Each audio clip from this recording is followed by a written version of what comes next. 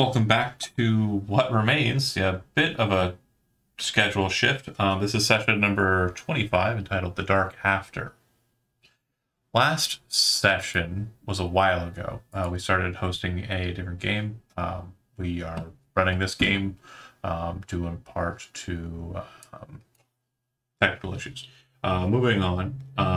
Last session, the group entered into the Lairs Beneath, also known as the Underkeep, city of Nock. They are in search of cultists specifically who are charlatans that worship the Lady of the Deep, but are posing as worshippers of Durin Balcard. And in some instances, the Lady of the Deep's cultists are also cultists of another demon prince known as the Demon Prince of Lust, Alacia Nagai. That being said, the group has found demons and are using methods to track demons to help them find cultists. But they found a demon that was a little bit more powerful than they had initially anticipated. And when fighting said demon, they were not doing terribly well. Not the worst, but not the best. That said, after one of their party members died, the hands of the proboscis drink, they were fortunate to have a guest, someone, an older-looking gentleman, shaved face, kind of very gaunt-looking features, wearing black robes, carrying a staff that has the marking of the Demon Prince Durin Balcard set within it. That being said, I'm going to go ahead and clear the initiative board. This won't be necessary. He is standing. The token is not there because I haven't made it yet. But he's standing across the waterway from you, basically there. And he hasn't said much other than, he's appeared and is very noticeably the person who banished the demon creature, the demon mosquito.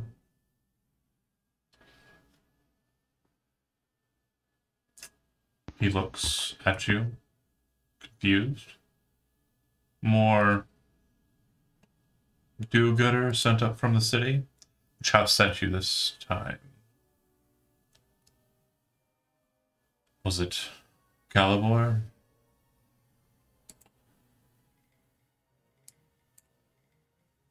Sereda? Wait, am I the only one there? All of you were there. Oh. Hold on. Most of us are kind of back in the tunnel. Mm-hmm. Does he see us? I guess. Yeah, you'd be able to see him. He's basically right on that lip, like right there. Okay. Sorry, can you ping that again? Yep. Oh. Yeah. Okay. Yeah, you can basically see him. But go ahead. We're here with the church. Interesting. Which church? Anyone Then remember? I will immediately run for Avran. Avran, you have the paperwork, don't you? Indeed, I do. It was. Hold on. Who's your god, Avran? Octavius. That's No, the- but we didn't. I don't think we got the work. Oh, that's right. Good call. We got another piece of paper. Good and evil, And, right? Yeah. Ashtar. There we go. I had it in my inventory. It's fair. He looks at you, peruses. Someone's getting feedback from. Okay, I think it's Brian. Yeah. He looks to you, kind of peruses you over, and says, "An Enclave assassin, an undead holy swordsman, a cultist of corruption, an elf misanthrope, a strange-smelling merfolk, a near-dead halfling thief, and a warlock bound to the eyes of the all-seeing, the dead king Raynek. And you are serving the Church of Ashtar of the city of Nock. Okay, Fiona immediately steps forward. Excuse me, I don't know what you think has happened, but I'm not a part of any sort of warlock. I'm a wizard. He waves his staff in the middle of your conversation, and you see him like mutter a word, and you're like kind of entranced by it while you're talking, and then Seymour appears above your head. Speak more. Tell me about how you aren't what I have claimed you to be. She kind of pauses for a second and looks up and looks back down and like looking him straight in the eye. Listen, this came from my studying. So in a sense, I fully am a wizard. You can call yourself what you like. I will call you what you are. You are bound to the seeing one, Raynek, the dead king, as he fights his war in the far realm, and it spills out here in the material. It's definitely Jonah that it's coming from, by the way, the feedback. Sorry. He says, as the war continues in the far realm, it spills out here into the material plane. Many people will die.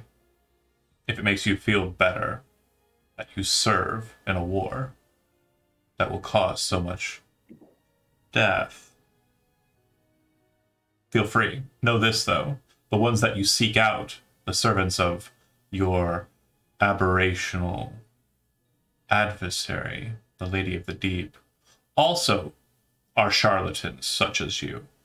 So, understand, deception has not served them well either. Again. Everyone's gonna look at Fiona so hurt. No, Fiona, like, I just want to say I'm smiling. Fiona is not. She's like full stone face. Like, just not moving in an inch. Just replies very like calmly and serenely. I don't know what anyone has told you about me personally. I'm Fiona Woods. I work at the library. I've never done anything untoward, so I don't know what you think. I have some machinations towards you or your church, but it's not the case. I don't believe I said anything about you doing anything untoward. If you look to a sword and you call it a sword, does it change the fact that it can cause death? No, it does not. I've simply spoken out what I see before me. Looks to Avran, who's giving Fiona looks, and you can see him kind of like glaring at you. Avran, do you return his gaze? He's glaring at me? Yeah. Yeah. What? Give him a little side eye. You're insulted by your ally holding secrets from you. Tell her about how you were born of death, and in your moment of weakness, you desired to be in the material plane for a bit longer, because you felt your blood was so important. Or have you already forgotten the truth of your wins? They speak Everyone's volumes. gonna look at him confused. They speak volumes. How do you know so much of our past? Because I don't close my eyes. Don't they get dry? You can actually see this whole time, Golradier, you kind of like say that aloud, but you're thinking back through the whole conversation. He hasn't blinked once. So freaky. Malika has like tried to make herself really, really small and sheepish, and is kind of standing behind Golradier, kind of trying to not draw attention. Despite that positioning, like you can definitely feel that he's watching you the whole time. Even though he's talking and addressing other people, he does not call you out in this, as he's already done so. And yeah, but I don't know who's noticed what. He looks over to the halfling. He will be fine. Speaking to the elf directly, Golradier. Yes, I will make sure of it. You seem a competent healer, despite your aloofness. Estella kind of like gives you a look, kind of turns and looks back at him like she's very rarely do you see your wife in a position where she's on the back foot, and this is one of them. I mean, he wouldn't necessarily disagree being called aloof, though. Could you stand to tell us more? I can tell you whatever you'd like, but I would very much like to understand why you have, from the looks of it, acquired a writ of the Church of Ashtar to storm down here and find things. Death cults? Death cults. So you are in search of the Lady of the Deep's charlatans. Yes. Well, We might as well be upfront with them, you all. I will have you know that they have been dealt with summarily. Already? Well, I've been working at it for some time, but I believe that the last remnants looks down at the black ink that was left by the smaller demons that were killed, or the dead guys, the dead cultists on the ground there. Mm. And he kind of nods. Pretty sure that was the last of them. Are you certain? Pretty sure. And then you kind of have this sensation like someone's trying to enter into your mind. Do you allow it? Yes. You watch about a minute long, like condensed moment of a bunch of death masks flying through your face as he's murdering somewhere around 100 people, and you're like watching it through his eyes. Honestly impressive. He smiles. It's actually the first time he's actually had an emotional face. Like, but yeah, he cracks a smile. You're welcome, I guess. Who are you? What? Well, only one of you has addressed your name to me. I feel it more than fair, since I have spared you a lot of trouble, that you tell me who you are first. Everin Nomak. By your blood, I sense royalty.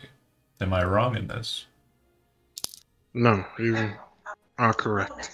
And also by your blood, I sense that you took the dark gift when you passed over. Willingly. Is that accurate? The dark gift. What do you mean? He grins. Well, I as well have been reborn. You are no longer a living thing. But you did so willingly. Is that right? Yes. Royal blood typically is filled with pride. But perhaps in necessity, you have returned here for purpose. And what of you, Elf? So I can stop addressing you by your race. Oh, fair enough. My name is Gordier, nothing less. Nothing less. You are also nobility. Estella says, Estella is white. And he smiles. I've heard of you. Looks over to Hezron. Hezron! Cool. Looks over to Fiona. You have, of course, already addressed the matter of introducing yourself. Looks back to the halfling on the ground. I believe Anton. The Diggler, I have correct? a hole in my chest. That's all I got. He says the Diggler, correct? Yes. Mardigans. A very interesting group of individuals that have sworn fealty to the Church of Good. And then he kind of looks at the at Golridir, and you can almost see him kind of like looking around you. And what of her? Who? They call me Midwife Wild Warren. Interesting. Your name is a profession.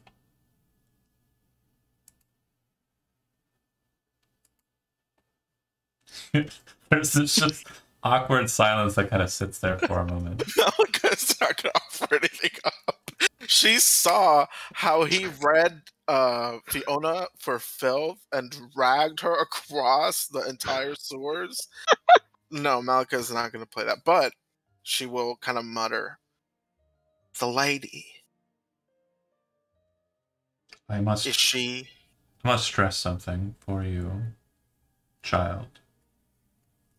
And you see him kind of step out onto the water, and he actually does not press into the liquid. It seems like he walks across it. This is the first time you actually notice that he's barefoot.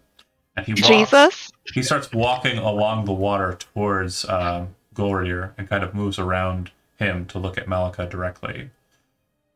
Yeah, he's definitely a stranger, but there's something very familiar about him, and he says, "There are many cardinal sins that are held to high regard by the Shedim. You do not follow others. Your task and goals are very specific. If these that travel with you have desires that are against your desires, then you should change who you travel with. Deception is not our method. That is why this," he kind of gestures to the dead bodies, "is so hurtful. They lie and say they are who they are not. That is not our way. If some would come to seek us out and fight us in pride," he looks over to Avran, "then they will do so face to face. For a long time we hid in coves like this, in caves and tunnels. We rose up from this place and took our own land to the north in Meridia. We did it by right. We did it with might. And we did it with infernal and necromantic power. That which resides within you because of the gift you've taken on. Your choice should not render you as being seen as a villain by this lot." Who called her a villain? Avran kind of does like a, "Shouldn't it though?" And you see him immediately snap and look to Avran. His eyes lock on. "You took the dark gift. You chose to be risen back from the dead. Like you, this one has chosen power for purpose. If you wish to cast stones, then fall upon your sword first." I can agree with that. Out of character, is Malika getting the idea that this is also a servant of Duran Balkar? The symbol that resides inside of his staff is the marking of Duran Balkard. And Okay. yeah, he very much is he's not someone you've ever met, but there's a familiarity about him. I did what I had to do to survive and to serve the purpose that was entrusted upon me. I cannot tell you how to live your own life, but I can tell you how to serve properly. Because I have done it for 1,533 years. Can Fiona make a history check on this person that she's looking at? Go ahead. Can Avran divine sense him? Yeah, he's undead. He's undead. Right? There's no fiendish. Talked about someone that's been No fiendish qualities. Okay. See. Yeah, 13. You can take my inspo. Meridia, as I mentioned, is a nation that resides in the province of Darg. Meridia is also the name of a cult that used to worship a dark god of sorcery and undeath, and has migrated into the worship of other entities, specifically aspects of Halloween and the Death Regard. They also worship Alonusero, like a forgotten god that acts as a saint for them. He was the first man, according to their beliefs. Also known as Onionomen. And they also worship Duran Balkard, because Duran Balkard was a Meridian and ascended to take the throne of corruption from those who were using it for petty purposes and now uses the corruption throne of the Hells to basically use it for actual goals. Basically, think of it like this: Orcus is the demon prince of undeath in like Faerun or whatever other lands, and think about what he does. Oh, I just make undead stuff and I'm evil for no reason, right? Duran doesn't play that game because he's a politician by nature, murdered that guy effectively, took his seat, and now basically plays a game in heaven where he's trying to take over all of the Hells and corrupt them. So it is the nature of the servants of Duran Balcard to do likewise, to destroy evil from the inside, and then eventually to grow it out to be true evil. Just self-serving, not I do bad things for no reason, which is what most demons do. Bad things for no reason. So you would know that there are a lot of people who are undead in Meridia, and the reason why that is because undeath is seen as the highest purpose for a Meridian. If you look at like a citizen station, undead are greater than living creatures. Then there's living citizens. Then there's slaves, which they do have, and that's people who they've taken in conquest. And then beneath that is people who aren't citizens who've entered into their lands. Okay. Yeah, she'd pretty much very much get the vibe then that this is very much a person you don't want to upset, so she'll kind of just like nod her head and kind of do like a little bit of a bow, honestly. Like it's a bit awkward. Like she kind of like wades through the water so she's closer to the lip of it. Forgive me for interrupting. But perhaps you could escort us to do more of what we were hoping to find here. I know you said that you disposed of all of those trespassers, which is great.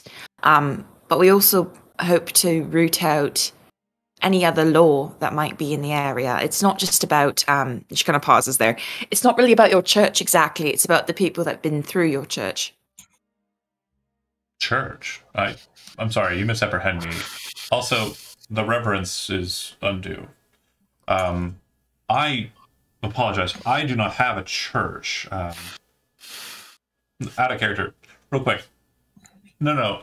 He's saying that your church, the good and evil church, the one that sent you, like, that's the one that he's kind of focused on. He doesn't really have a... the word church is throwing me off. I'm sorry. Who is making so much noise? I'm sorry. It's okay. I'm sorry. That was me. She didn't want to use the word cult, so she said...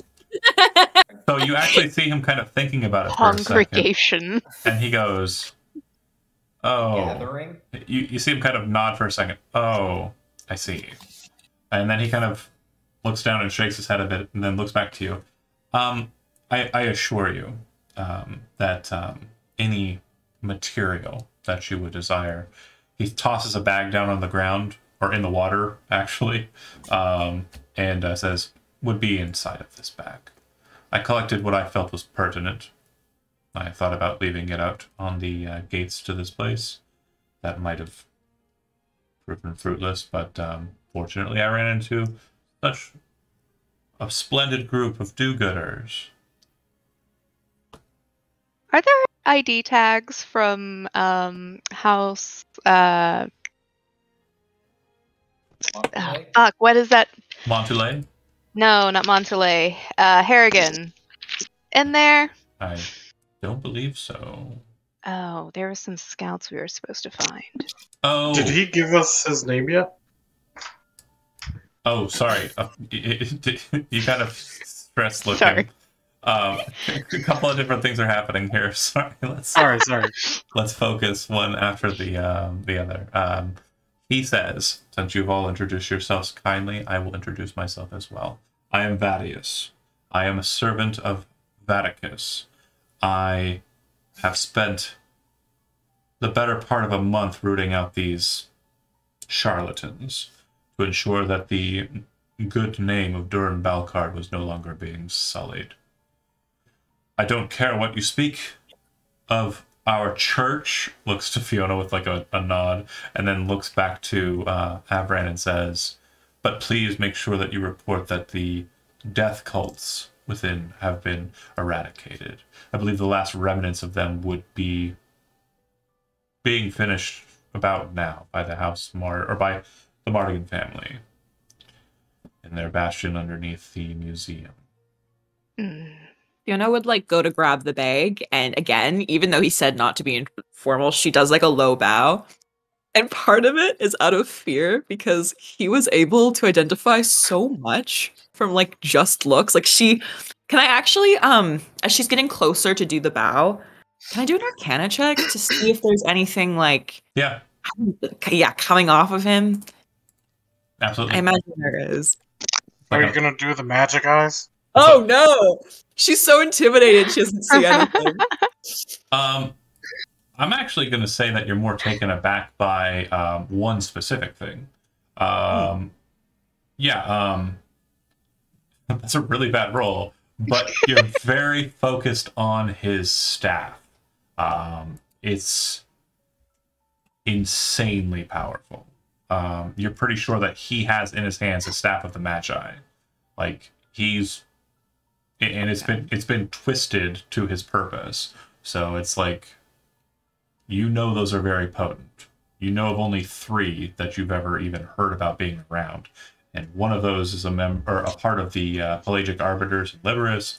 Another one is used as kind of like the Gallstone for the Munio Parliament. And the third one was a relic that was lost in the Conglomerate Civil War. So they're very potent magical items. And he has one. Interesting. Impressive. She would for sure eye that more out of curiosity than out of like, I'm gonna steal it. Like that's not just like out of sheer like, oh my god, wow, I never thought I'd be in the presence of this. She raises like in your head, Malika, you hear, did you see that star? That is incredible. Have you ever seen anything like that? I never have in my life. She just kind of like nods her head like in total awe at this point. Ooh. Crunchy. I think everyone has a question. Go ahead. You know a lot about us, correct?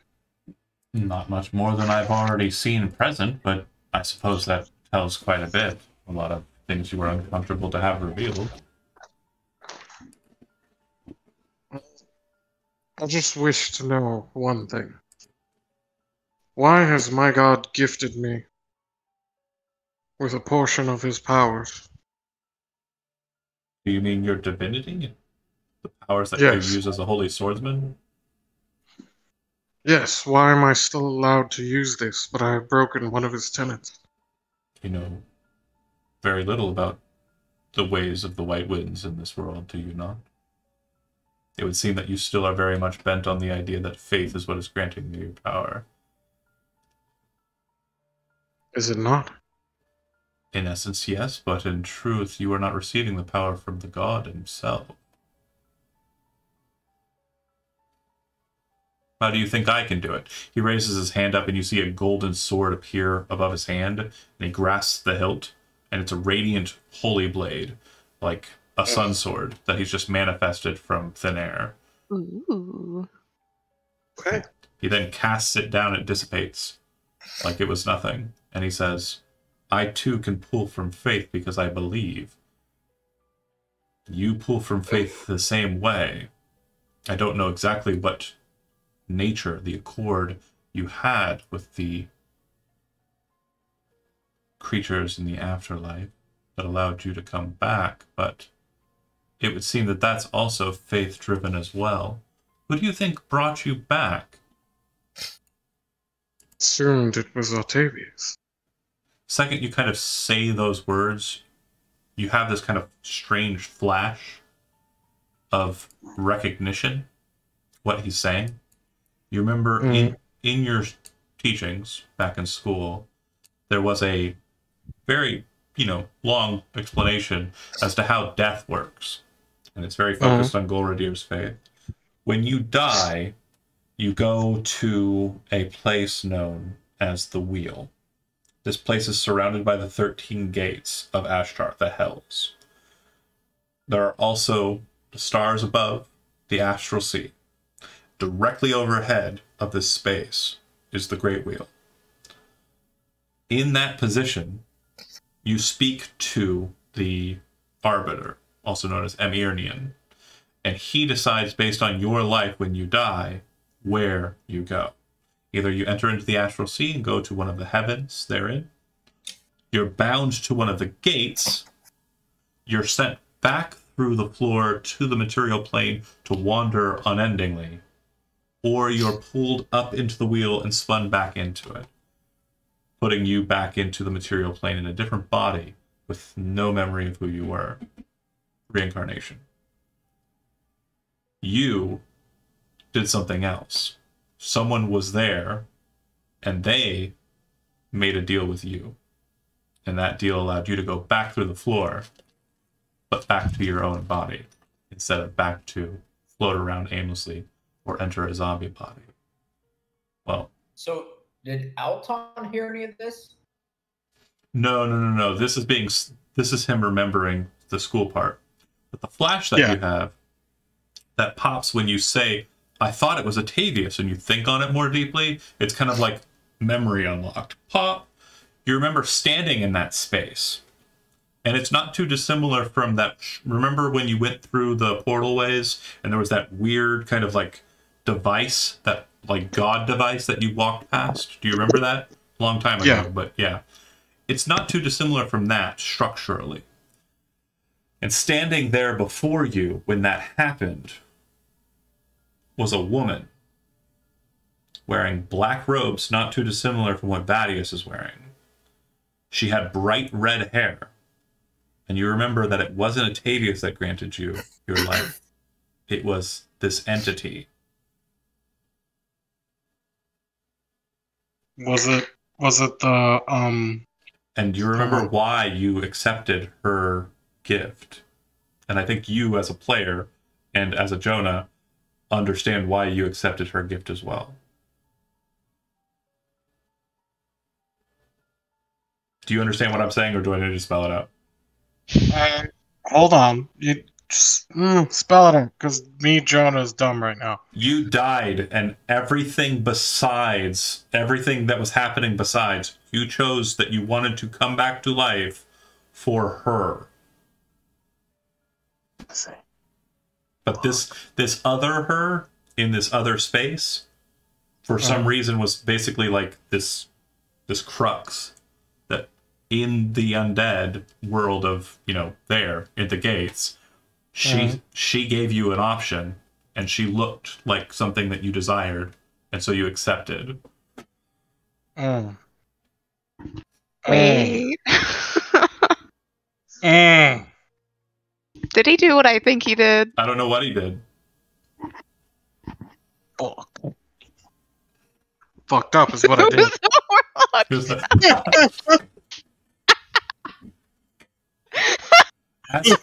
as you have this kind of momentary memory snap, he goes, he kind of like leans in towards you, Abran, and places his hand on your shoulder and says, take a minute.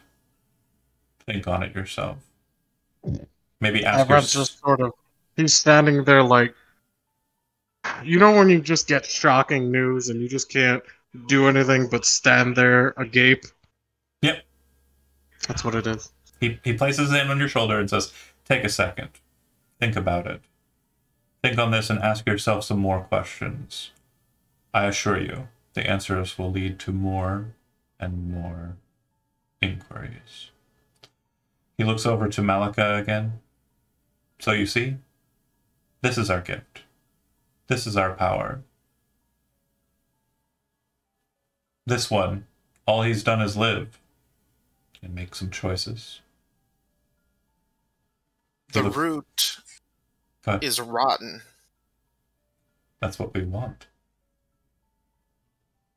Don't have to do much other than let them see it. You see, I believe You midwife. And he kind of says the word midwife sarcastically, like he knows it's not your name.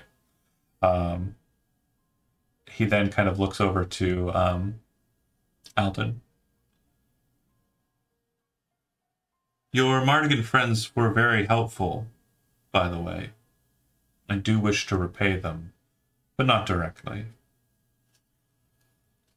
Your reputation is known to me, Diggler. A bit of an assassin. Is that right? This is true, but I have a question for you. Since you said you are over 1,000 years old. I did say that. So when I died, briefly, I saw nothing. That's accurate. What is the beyond? Looks over to Avran. And Avran's still kind of like staring down, like thinking about it. He looks back over to Alton and says, death happens differently for each and every one of us. Some of us choose it and wear it as a garb. Some of us are forced into it due to someone else's exertion of their own will. Some of us, minor transgressions against the Covenant happen and create an unfair advantage that causes small folk such as yourself to fall prey to such horrors. So what will become of me now, since I have died once and now I revived?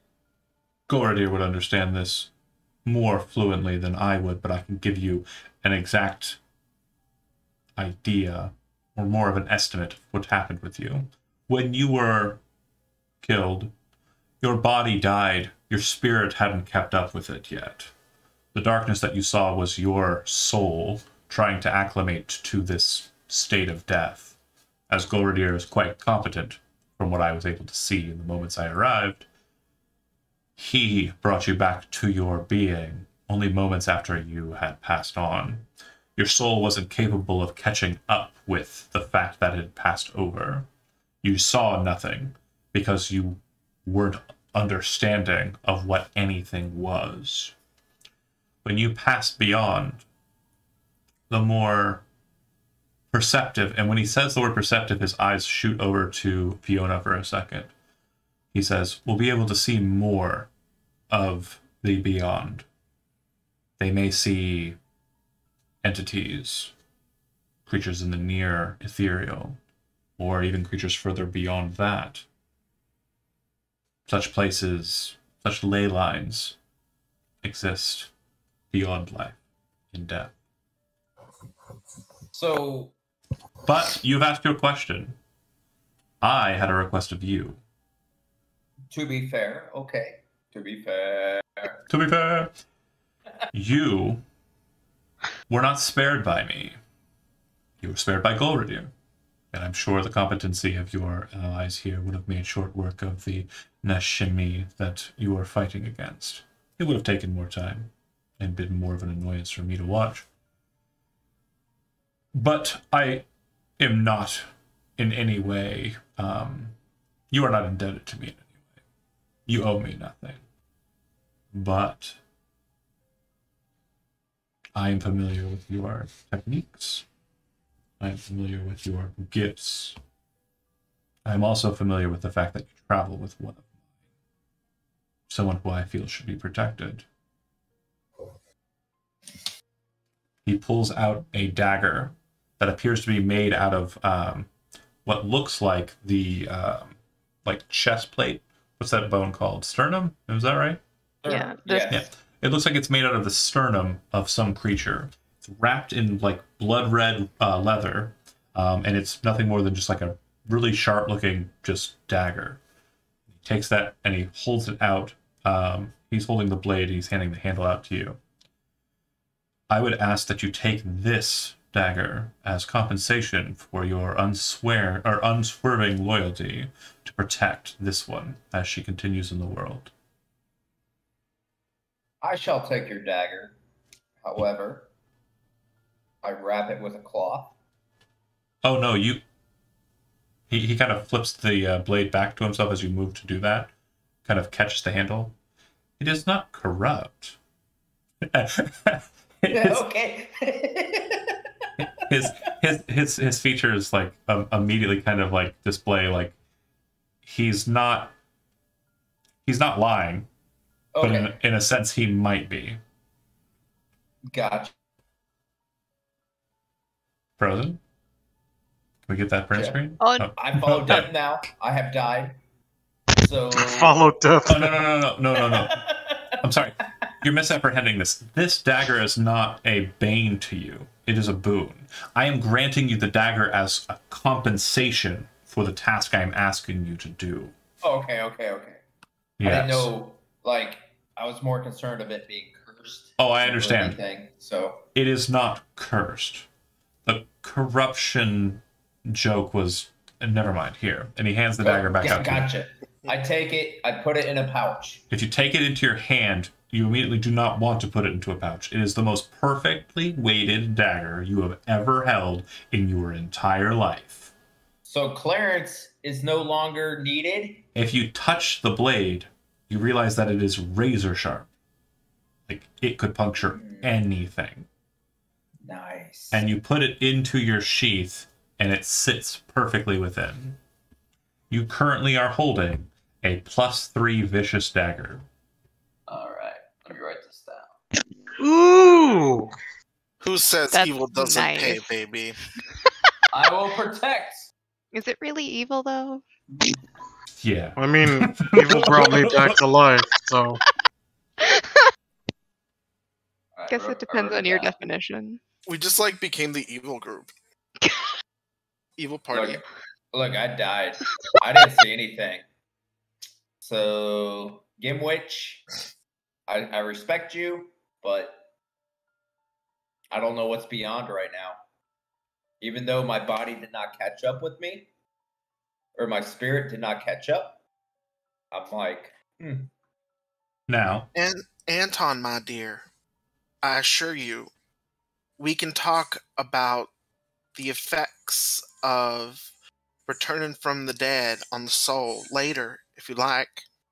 okay. now that my business is handled here and my interests in this group have been duly protected, I must stress, I think your goals here are short-sighted when compared with the matters that are more pressing. He says as his attention turns right back to Fiona.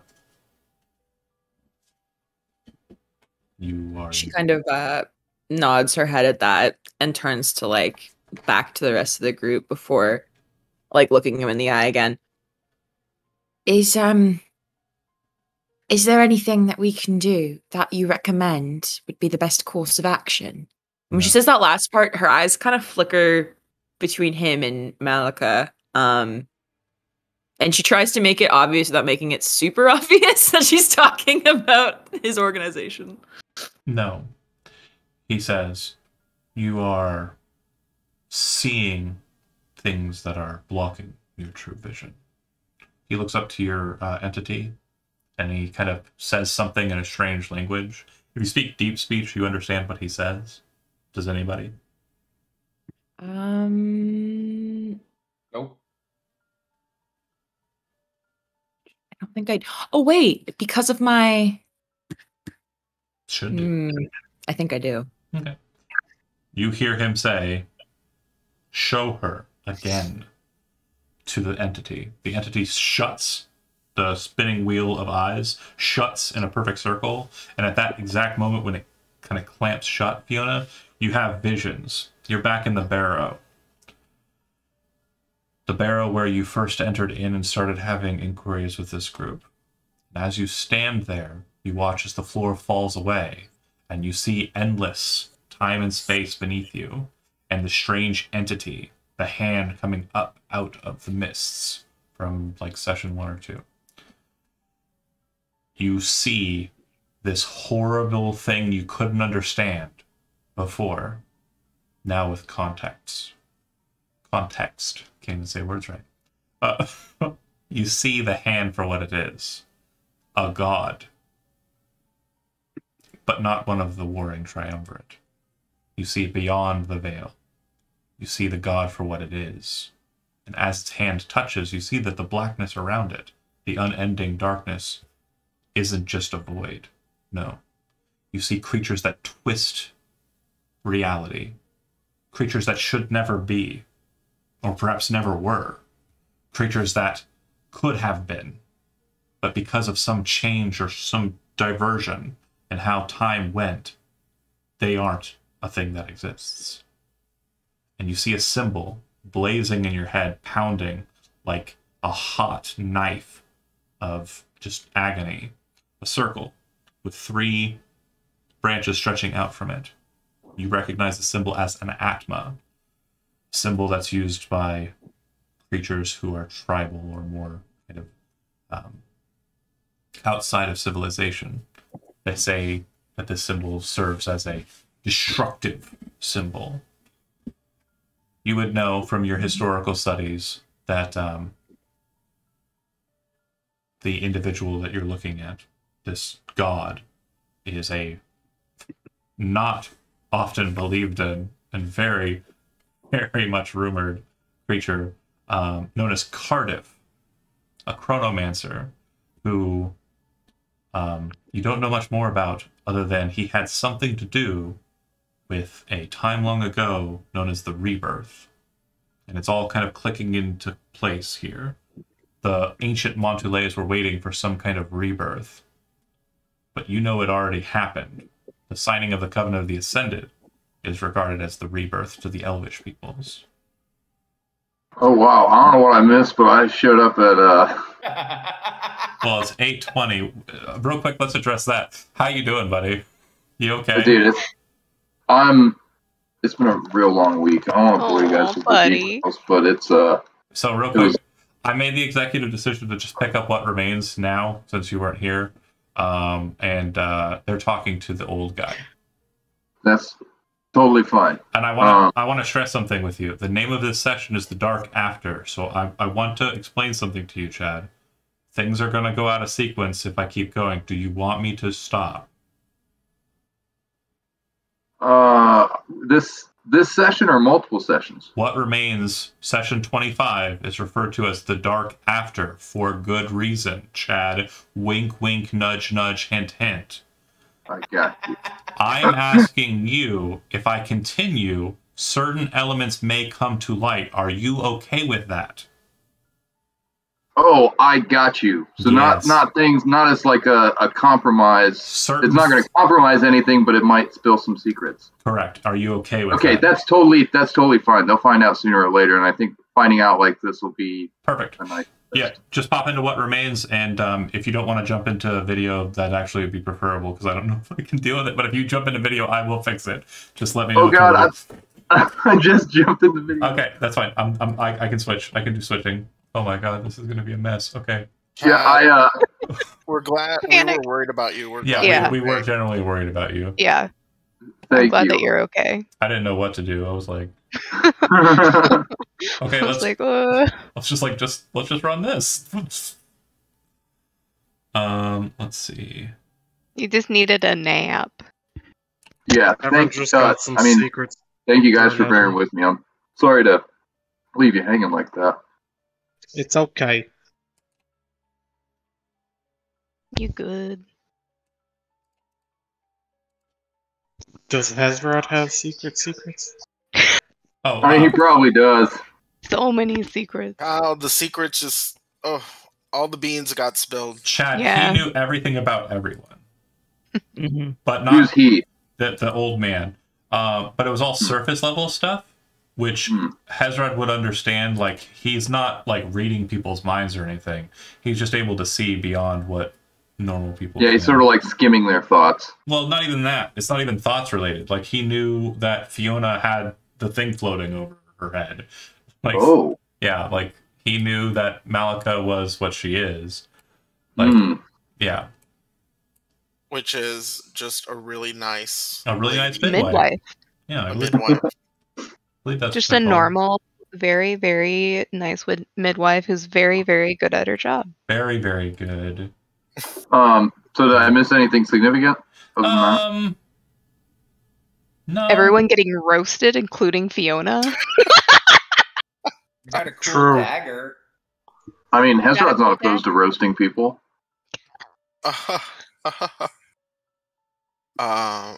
Alton has been charged with protecting Malika, which is If he's not on your board, there he Love is. And let's see. Brian goes down here.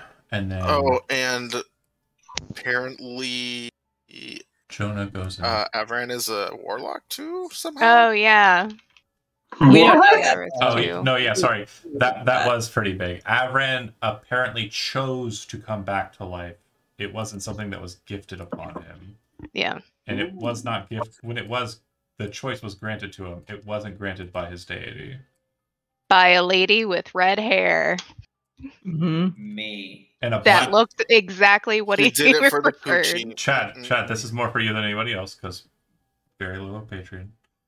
A woman with bright red hair and a black robe whose face he can't remember. Oh, I mean, I know who you're talking about. All right. Perfection. Wait, should I know who that is? I don't know who that No, is. it's before you. I knew her once, very long ago.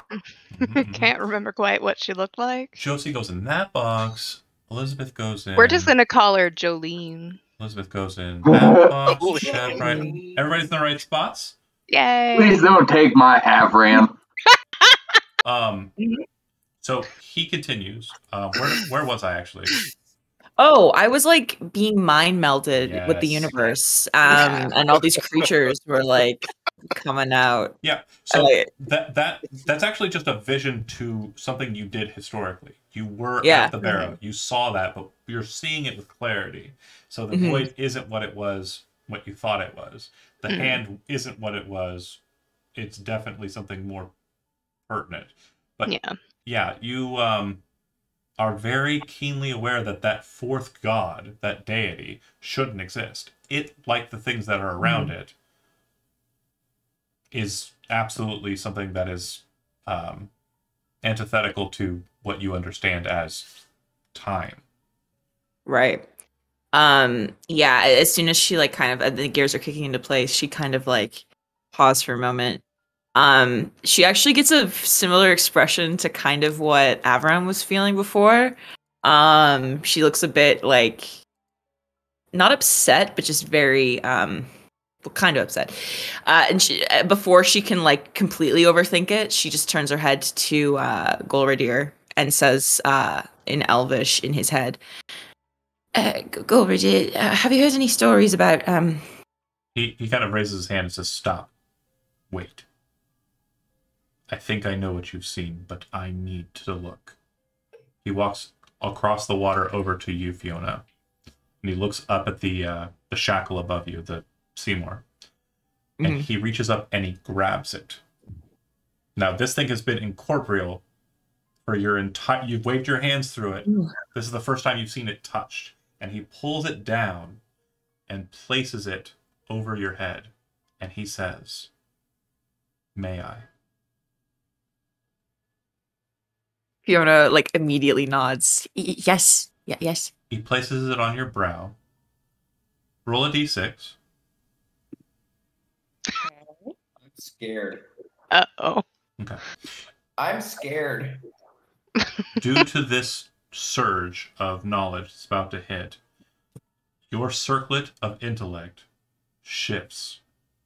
It is now a circlet of wisdom. Your wisdom score is 19, and your intelligence score reverts to whatever it was. As it's placed on your head, though, with that gift of perception, that's actually a perfect switch, by the way. Now that you're more perceptive, you're looking at the same scene, but you're standing in a memory with him. And it feels like the memory and a lot of other memories were extracted from you forcibly by this movement. And you're standing there looking at you and the others in that space inside the barrow or outside of the barrow. You're not 100% sure. And you're looking at these things that are kind of manipulating and moving about. And he says, "There. right there. And he points out this small mote of essence over in the corner. Do you see it? And you're kind of like mind fracked, but you're looking at it. And what you see appears to be this entity, this worm-like creature. And then you start to see it splintering into thousands, thousands, and thousands of them. They're all the same. And out of character. This would have been the Dark After, so I would have explained that it was very much, in essence, very fragmented versions of the worm that you've seen in the very ancient game.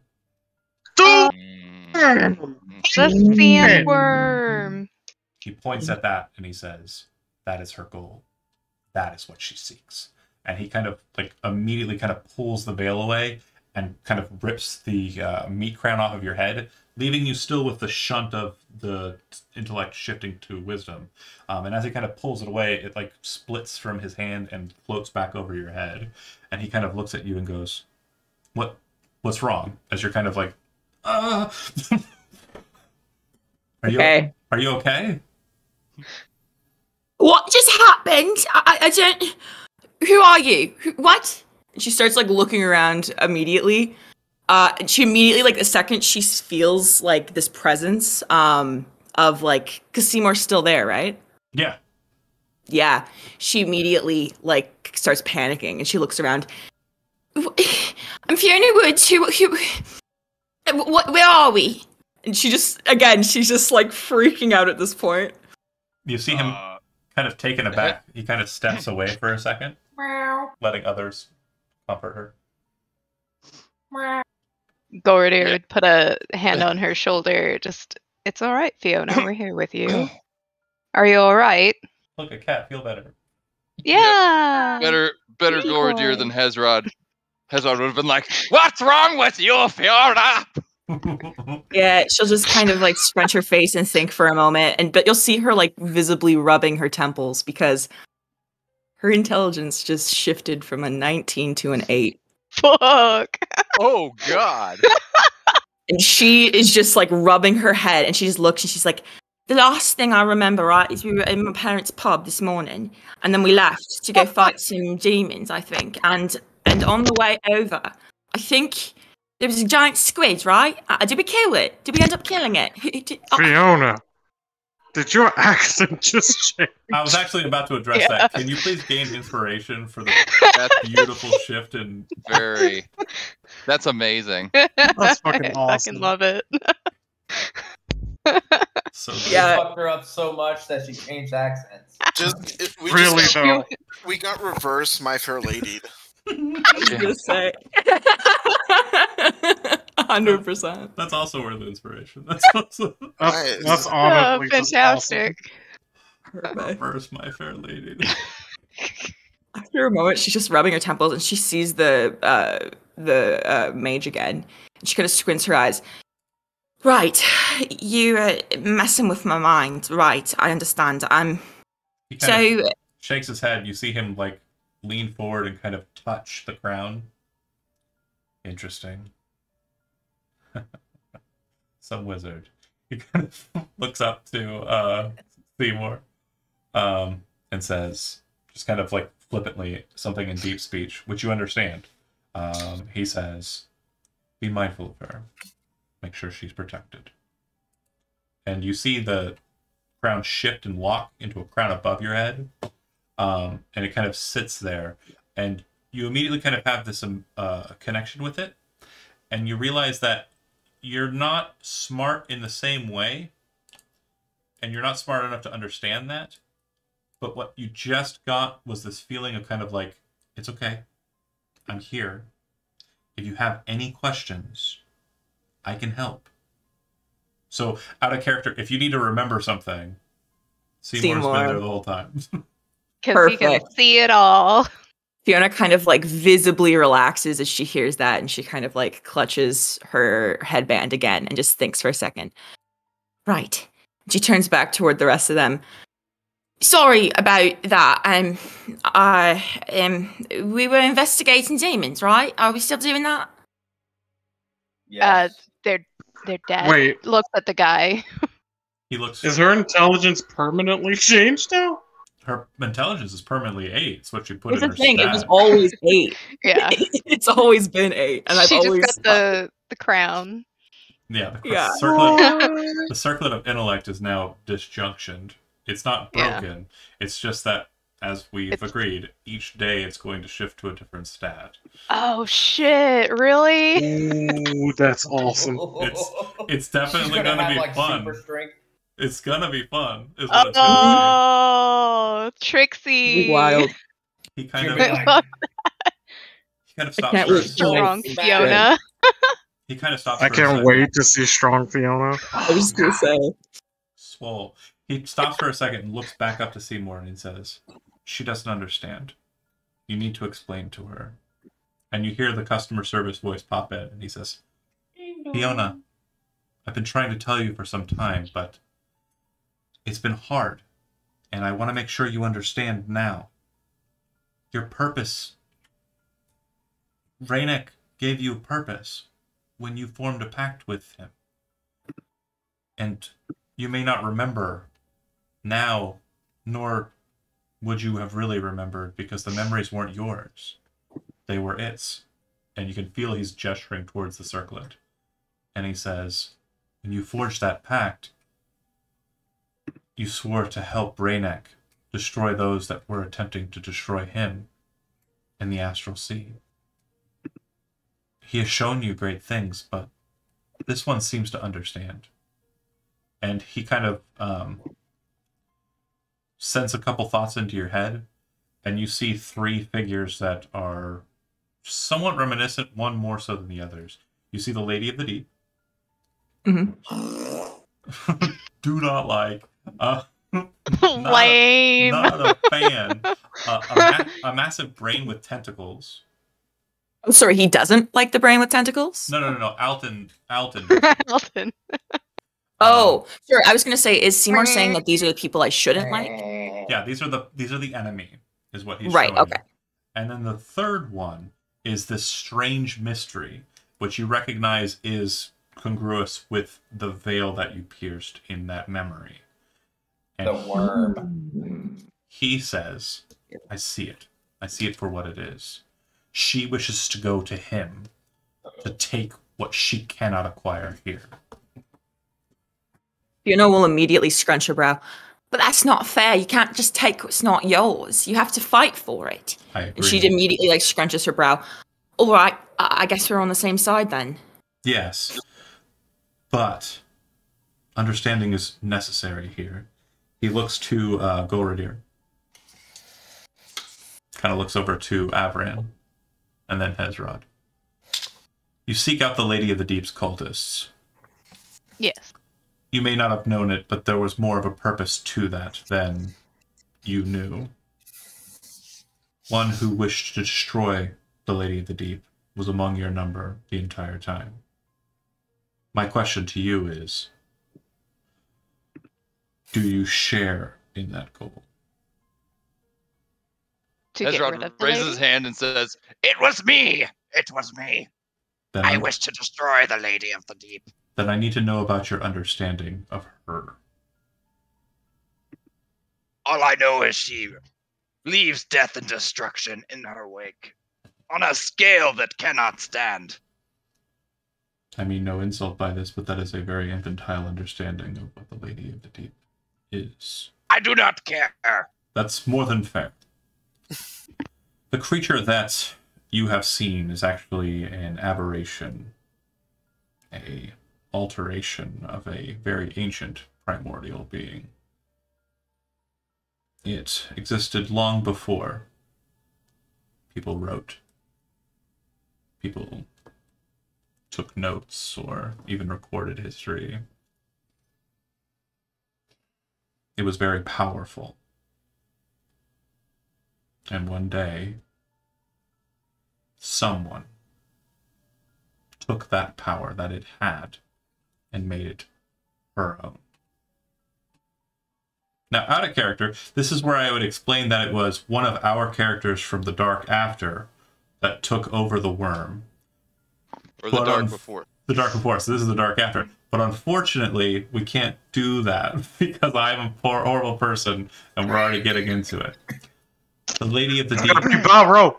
The Lady of the Deep can be usurped. If you seek it, you can attempt to do so. Ooh. But know this. Points to Fiona. When you do, she will be your enemy, as will her master be. Fiona will kind of scrunch her face at that. But why? In what way? I thought my master didn't like her. Correct.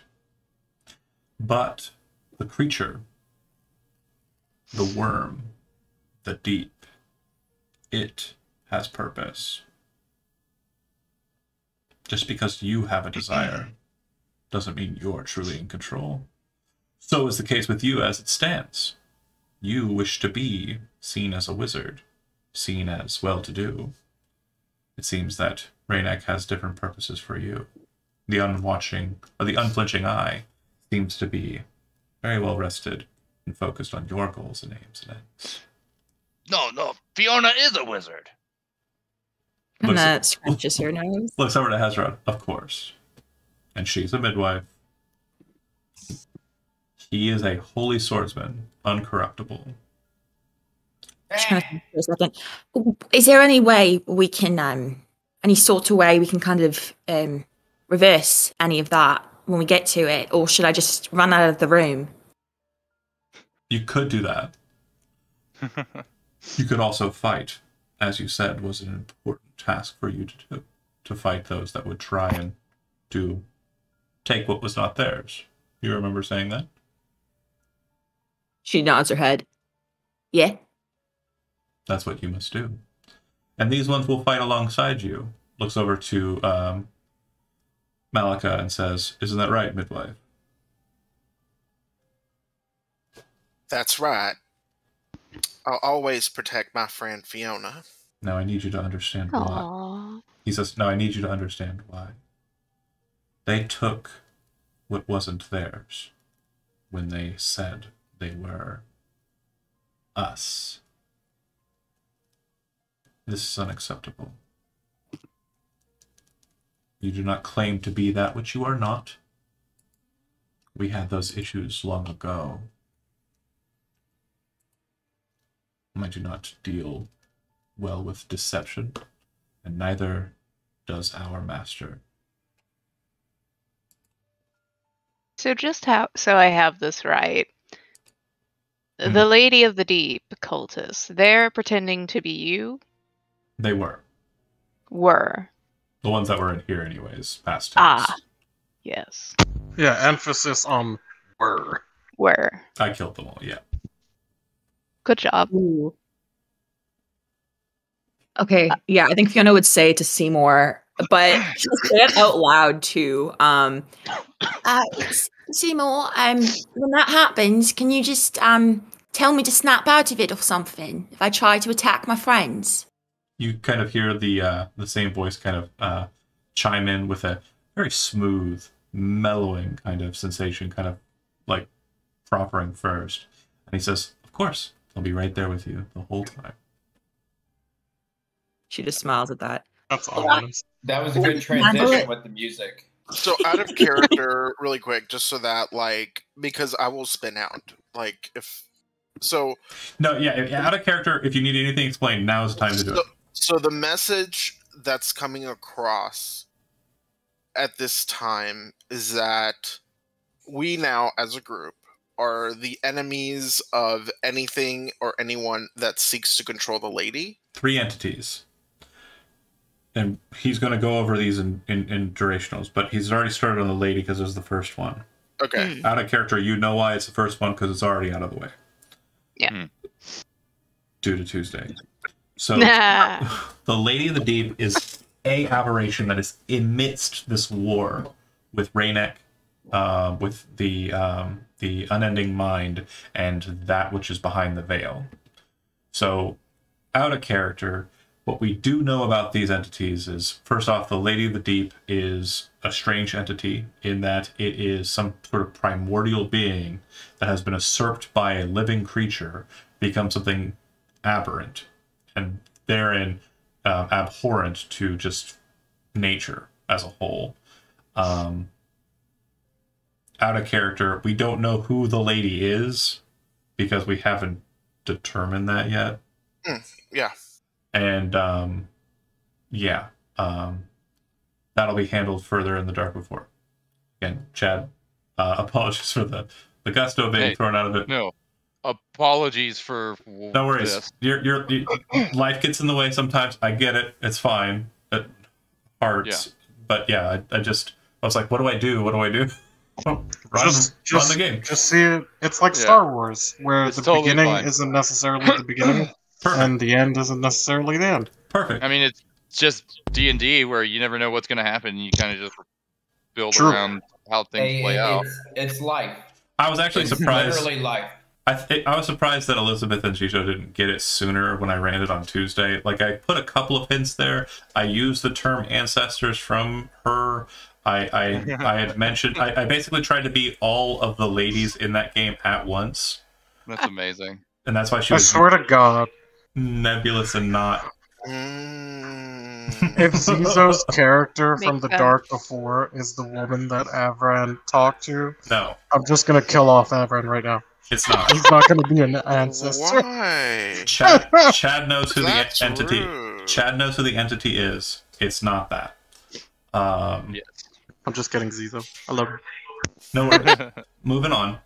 So after explaining the Lady of the Deep and its kind of workings, he will move on to speak to the Unending Mind. Before you move on from Lady of the Deep, does he know what happened? Like what happened on Tuesday? Has that happened here for us? It hasn't. Okay, that's it. We're like a couple of days back, I think. Correct. Okay, gotcha. Okay. I have one more out of character question. Go ahead. The individual that Avran spoke to when he died, is it the Lust Lady that we spoke to already? It's not. Okay. Okay. All right. Thank you. That's it. I feel like she would have said something though. She did though. She hinted at it. Did she? Yes. She hinted at I know why. Blah blah blah.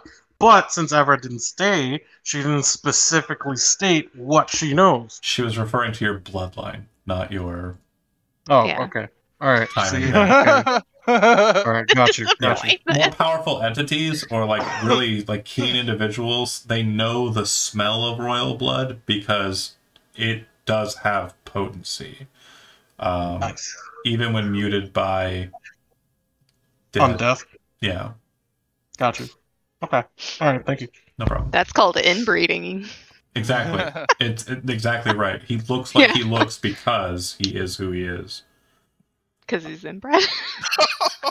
No, he's not inbred. He just has blood. Hold on. His name outside of this is Ryoman the 178th. I mean, oh, child, that's inbreeding. That's what royalties do. That's just what royalty does. You like, honey, but we know. You marry your like first cousin so many times. Just to keep property. Brittle bro?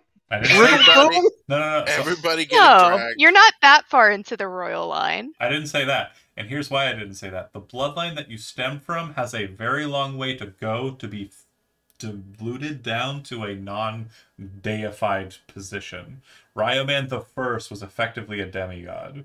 So okay, gotcha. You're literally like the reason why you're normal is because that was like thousands of years removed.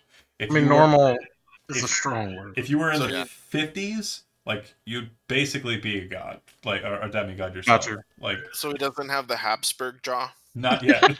We're not there yet. You mean his That's head's at least like 5 generations away. Yeah. You mean his head's not full of water? Are you raising your hand, Brian? Oh, what was that? Oh, it looked like you were raising your hand. Oh, I was acting like. Oh, okay. I was. My head is like misshapen. Avron himself is a misshapen human being. He's like almost 7 feet tall. At least they didn't do head binding like they did in Egypt. Less Charles and more who's that handsome person? Harry? Harry's the handsome one, right? Yeah. For what? Yeah. Anywho. William's the one that has bald head. Any other questions regarding the Lady of the Deep? Just to clarify, I thought, and I could have maybe misinterpreted this, I thought that the Lady of the Deep was like getting it on with my dude, Reyna. No, you definitely were misinterpreting that. We hate each other. Gotcha. Gotcha. Yeah, I think you're giving did it though. The Lady of the Deep too many lady credits. And just so we can understand too, Josie, he will also explain Raynak so we understand that. So this is also being put out there, and I'll switch back into character mode so it's being done in a role-playing sense. He says... So I sent you a private message, John. Whenever you get to it, that's fine. Oh, in What Remains. I wasn't looking at it. So, yeah. Hold on. I can do that really quick. And you played Guild Wars, didn't you? Who, me? Yeah. Like a long time ago. Jesus Christ, don't remind me. People who call their characters Toons played Guild Wars. That's how you know that. Hey, it's from Mavis, Murray, Worsham. Yeah. So bunch of dorks. Let's see. Or they played Toontown. I played Toontown. Well, I called my WoW characters Toons as well, so... Yeah, I remember that. You don't call them Charactors? No. I mean, they did look like Toon. They did look like they came out of He-Man and Masters of the Universe. Okay, I'm going to click a button a couple of times here. Bear with me.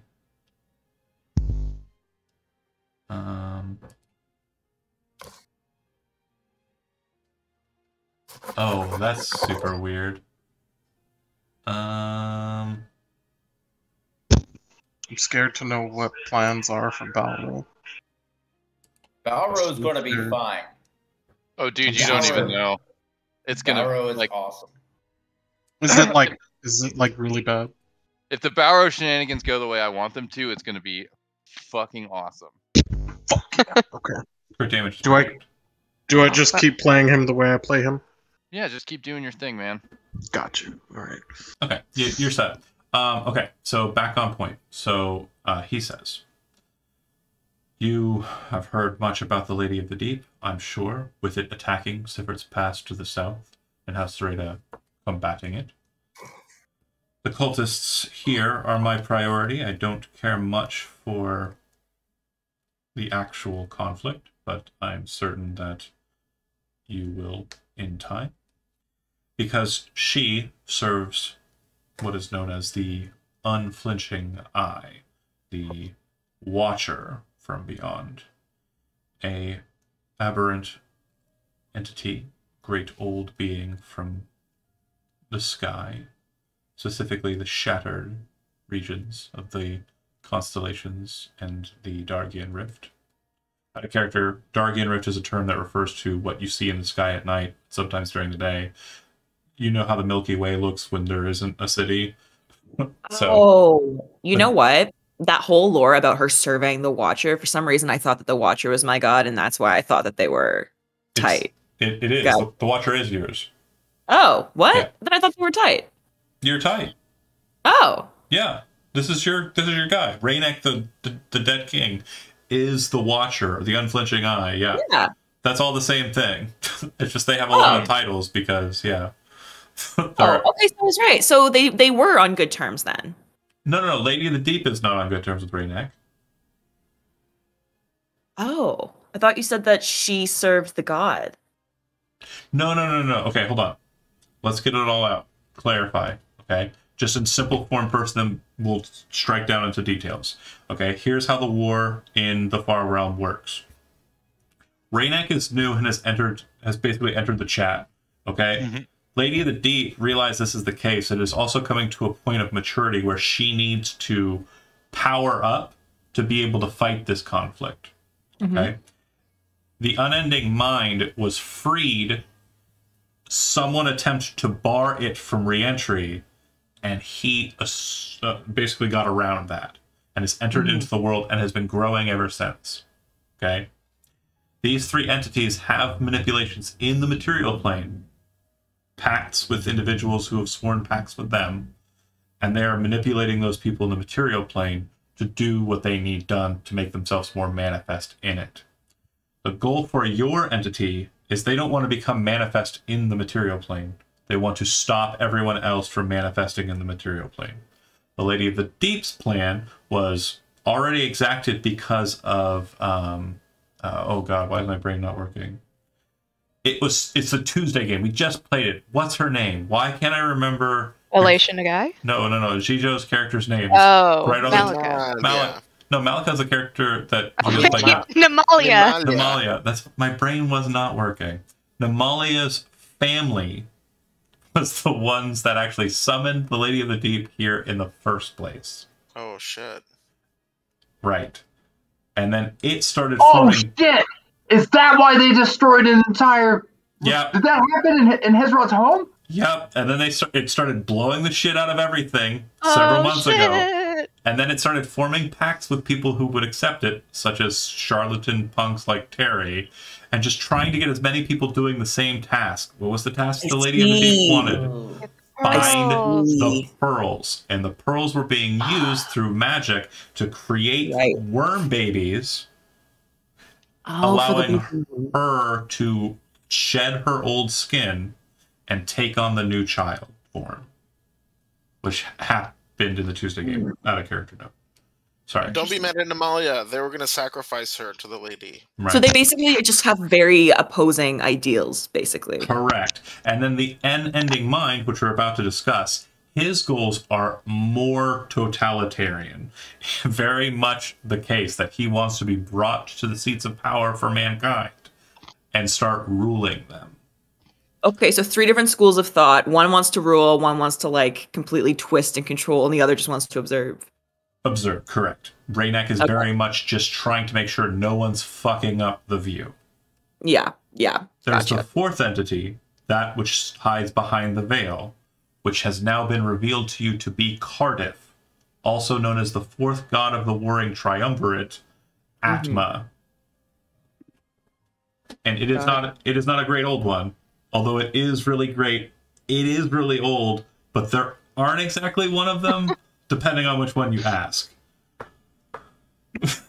Fair. So I didn't realize that Cardiff was a god. Hiding behind the veil, is that a result of the one Patreon game where he was kind of being hunted across time? Hold on. Okay, sorry, I forgot. Chat is super important. He does get more knowledge out of character, so you all get the same knowledge. Here goes me ranting a bit more about lore.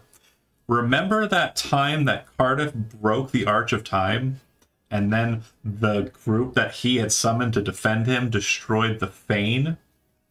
Yes. When the Fane was destroyed, it allowed Cardiff to rewrite reality in reality where he couldn't touch before, which allowed him to go all the way back to the beginning of time, when the gods Ashtar and Atavius were birthing the world. Now remember, in my campaign setting before this rebirth, there were only 2 gods. Kinky. That spawned all of the lesser gods. The third god was created when Onayo Nomen was raised into a station of humanity, changed from a male to a female to be motherly and caring about life. When Onayo Nomen was granted divinity, he became the god of power and death. When he was twisted by Cardiff to become a motherly figure, he became the goddess of life and death, but more respected in the side of life. A balance was made. Ashtar, which was seen as a chaotic element to Atavius, the god of law, became the dichotomy of good and evil, which, as we would all agree, good can seem evil at times, depending on how you view it, and evil can seem good at times, depending on how you view it, which makes that a very chaotic element. But this realization caused the god of absolute law, order bringer, the even-handed judge, to also realize that chaos was important to its own essence, creating its own dichotomy. So each one of the deities is this middle line between two very important concepts. But there's a fourth thing that we haven't discussed about reality that needs to be focused on. And it's the position that Cardiff took when he went back and changed these things. Cardiff did not like the idea of there being set futures. The goal for him has always been to erase the future, to create reality where human choice or mortal choice matters. When he made those three dichotomies, the fourth dichotomy he created was past and present.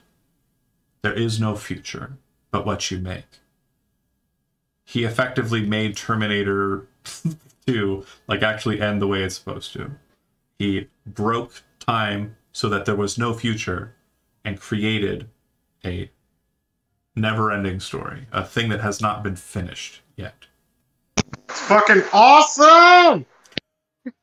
But now he's bad, so... But is he? Not as awesome! He apparently is, according to what you have seen in the Barrows. There is an entity that is very Cardiff-like, that bears the sign of the Atma. That is a deity. And so he's back to, like, rule people. Don't know. Nobody knows his motives. Oh, the only time he's been seen, canonically, is by this group, sans Alton and Malika, at the Barrow. Mm-hmm. What about that hand? Oh, the old man hand? No. Yeah. What are you talking about? In the battle with, like, the many-handed dude, and then there was, like, a hand? That was Atma, yeah. Okay, got it. So wait, who... Was Cardiff the one that was laughing in that second session? Yes. Okay, So just making I sure. didn't realize we ran into him in the Barrow in the very beginning. Yeah. Because he didn't really reveal himself as such. Yeah, no, he just grabbed us and started Yeah. laughing as he did it. Plus, I think I knew that it was that, and that's because of the commission that. Yeah. Chad, you more so than anybody should understand, Cardiff doesn't always look the same. Yeah. Oh yeah. Oh yeah. No, he never does. He never looks the same. Never looks the same.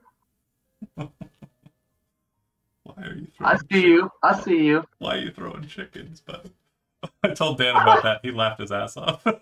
Oh, I'm glad he liked it. Anyway, back on track. Sorry. Enough of me stroking my own ego. In this No, I was actually worried that Dan wouldn't like that. Most of that isn't terribly important to the matter at hand. That's fine. Back to the base elements. So, Josie, Rainek the Dead King is the one that you have formed a pact with. Yes, very much neutral, wants to watch it happen. The motivations of the one behind the veil, not yet known. The motivations of the Unending Mine, tyranny. The motivations of the Lady of the Deep, rebirth, strength in the far realm. Got you. So yeah, with all that in mind, she'd kind of like nod her head and just kind of think about it. Yeah, it seems like we're on the same side then, so I don't really have any complaints. Is there anything else you think we should know before, I guess, heading off? I think you've taken in quite a bit. I believe that it is your goal, or at least it should be your goal, to strive and find the elements of the other entities and deal with them. She nods her head. Yeah, I really think we have to deal with this Lady of the Deep situation. Not just for me, but she kind of looks over. For him, she destroyed his whole village, didn't she? She kind of looks over at Hezrod. Yes. Oh, yes, she did. I will never forget.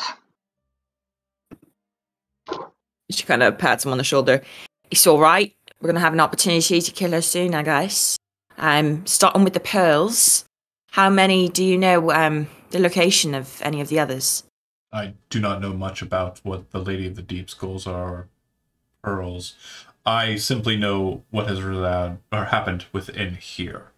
And I knew that they were attempting to acquire said pearls and move them out of the city to somewhere west of here.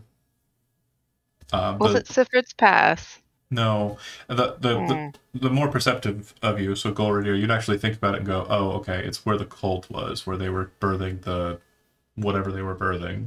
Oh, with the hags and Yeah. the pervert guy. And Good thing we stopped him, right? And we crushed that bitch. True. Chad's only thought on the process is, but she died though, and I killed her. Yeah, that's like the big like the milestone around Hezrod's neck right now. I thought you were gonna. She knocked me out, I so thought it's okay. I thought you were gonna say the big whoopsie doopsie. Whoopsie doopsie. Give it the real gravity that you need to put on it. Whoopsie doopsie. I muffed it up again. You know what? Malika felt really bad about that, but now she doesn't really feel that bad anymore. Yeah, it's a long time ago. He says, I think you understand your purpose, and I think you understand your own. Alton, I've given you new purpose. Golridir, and Hi. Estella, I don't understand your purpose in this, but I can tell you this. Now that I know that the entity behind the veil is what it is in your best interest to see this through to its end. If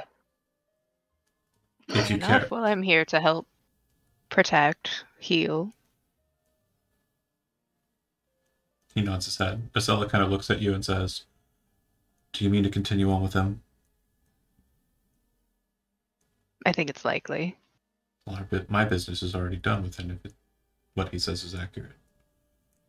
Came down here to kill people. And they're all dead. I have to report back to the Enclave. I got one question before you go. Go ahead.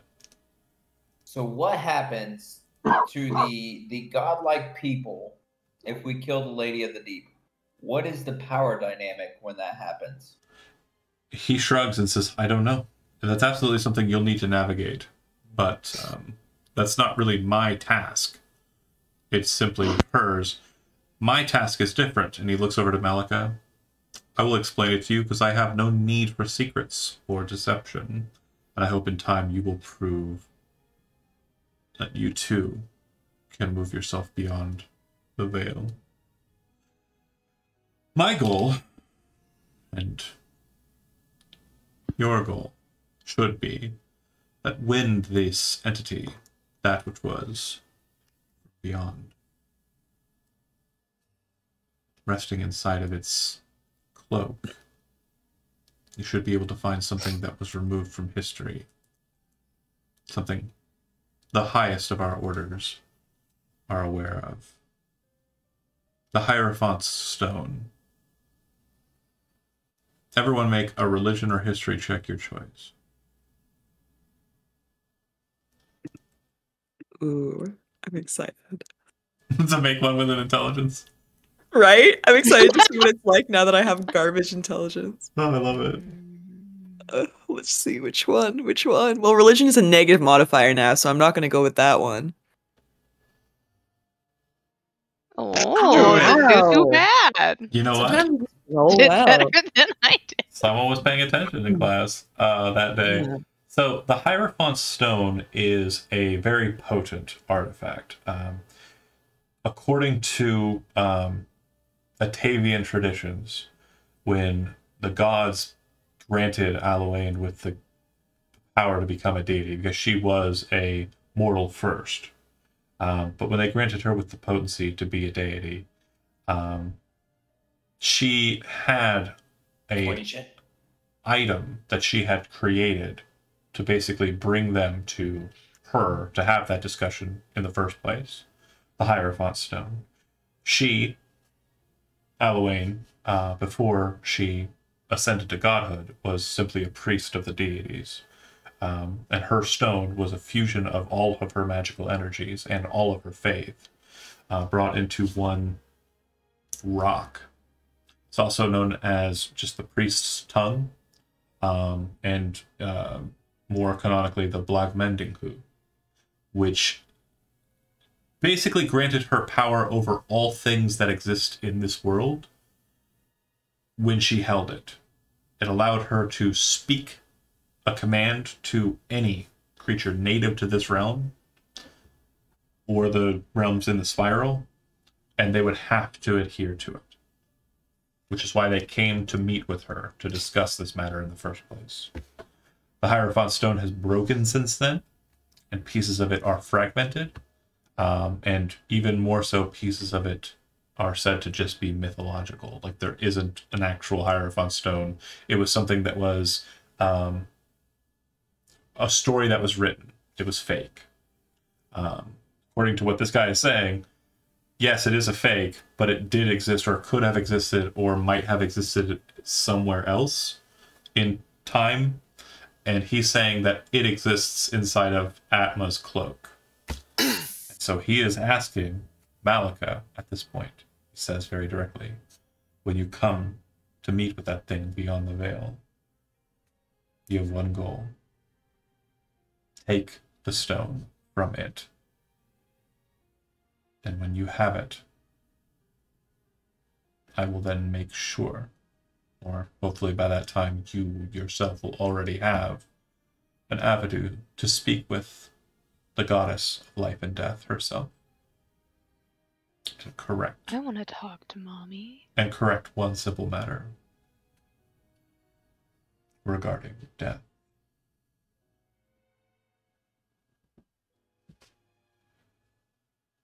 That is my goal. I, unfortunately, cannot engage in it. I have other pressing business now that my business here in the underbelly of this city has been completed. Sounds like you have a lot of tasks before you, though. So, last call for questions, I suppose. How can I survive in this city, in this world that wants a woman like me burnt at the stake? I will protect you. Fiona immediately raises her hand. Oh, all you have to do is pretend that you're a wizard or something else. Just don't tell anyone that you're a warlock, okay? And no, everyone will believe you. They've all believed me. I mean, yeah, yes, it'll work. I promise. My darling, I don't know how many people really believe that you were a warlock, a wizard in any case, but we definitely believed her. Our new friend, she is a wizard. What are you and talking about? I welcome the protection of your blade, Alton, but I don't know how I can function in this world without the deception that has protected me thus far. He steps forward and places his hand on your shoulder, looks you square in the eyes. You can see that his bright red eyes are kind of like, just glaring into you. And he says, you don't have to shout it from the rooftops. What you do have to do is when one like him would come to press you on the matter.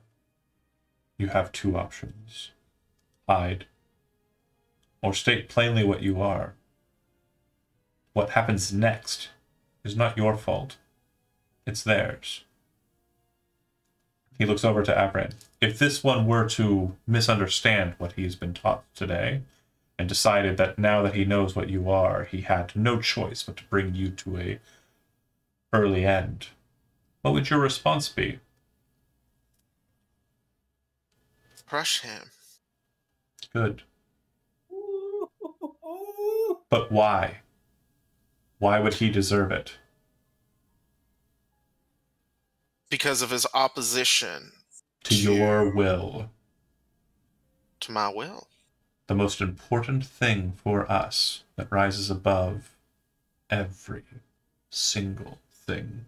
Winds, water, earth, holy powers, structures. That which actually gets above it and is able to influence it more deeply is your will. Without your own will, your desire to carry on, you are nothing. And right now, with the crutch of your deceptions, you can stand But if you cannot stand without your own persona, then what are you standing on anyway? Or, to put it more succinctly, if you can't love yourself, how the hell are you supposed to love anybody else? Fair point. Fair point. He spirals. He's immediately in full drag.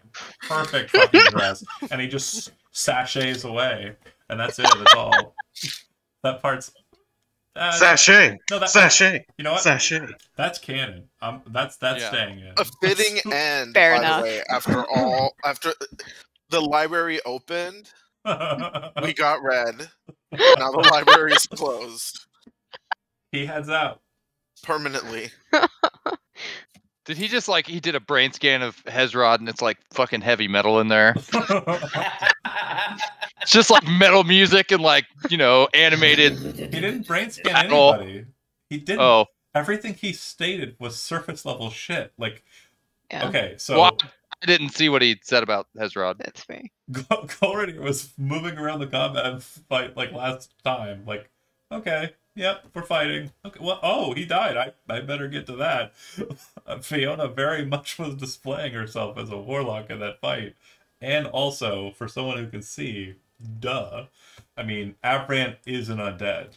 The fact that you haven't noticed he's undead with him not breathing at all, or eating, or sleeping, really. I mean, he eats. Well, he gets drunk. If a corruptor doesn't know another corruptor just based on presence, I mean, what the fuck are they doing? And then Hezrod was the one that he kind of just glazed over because it was a strange merfolk, I believe he said. That's Thank you. That's 100% accurate. Yeah. Angry fish. Angry fish. There are so many issues and just controversies going through Averand's mind. Issues or fishes? Yes. So, if you do take some time to maneuver through this space, to verify what he says is accurate, yeah, very much so. He also called Golridir a misanthrope, and he does take aversion to that. I believe he meant misanthrope in the terminology of what it would be in relation to elvish society. Okay.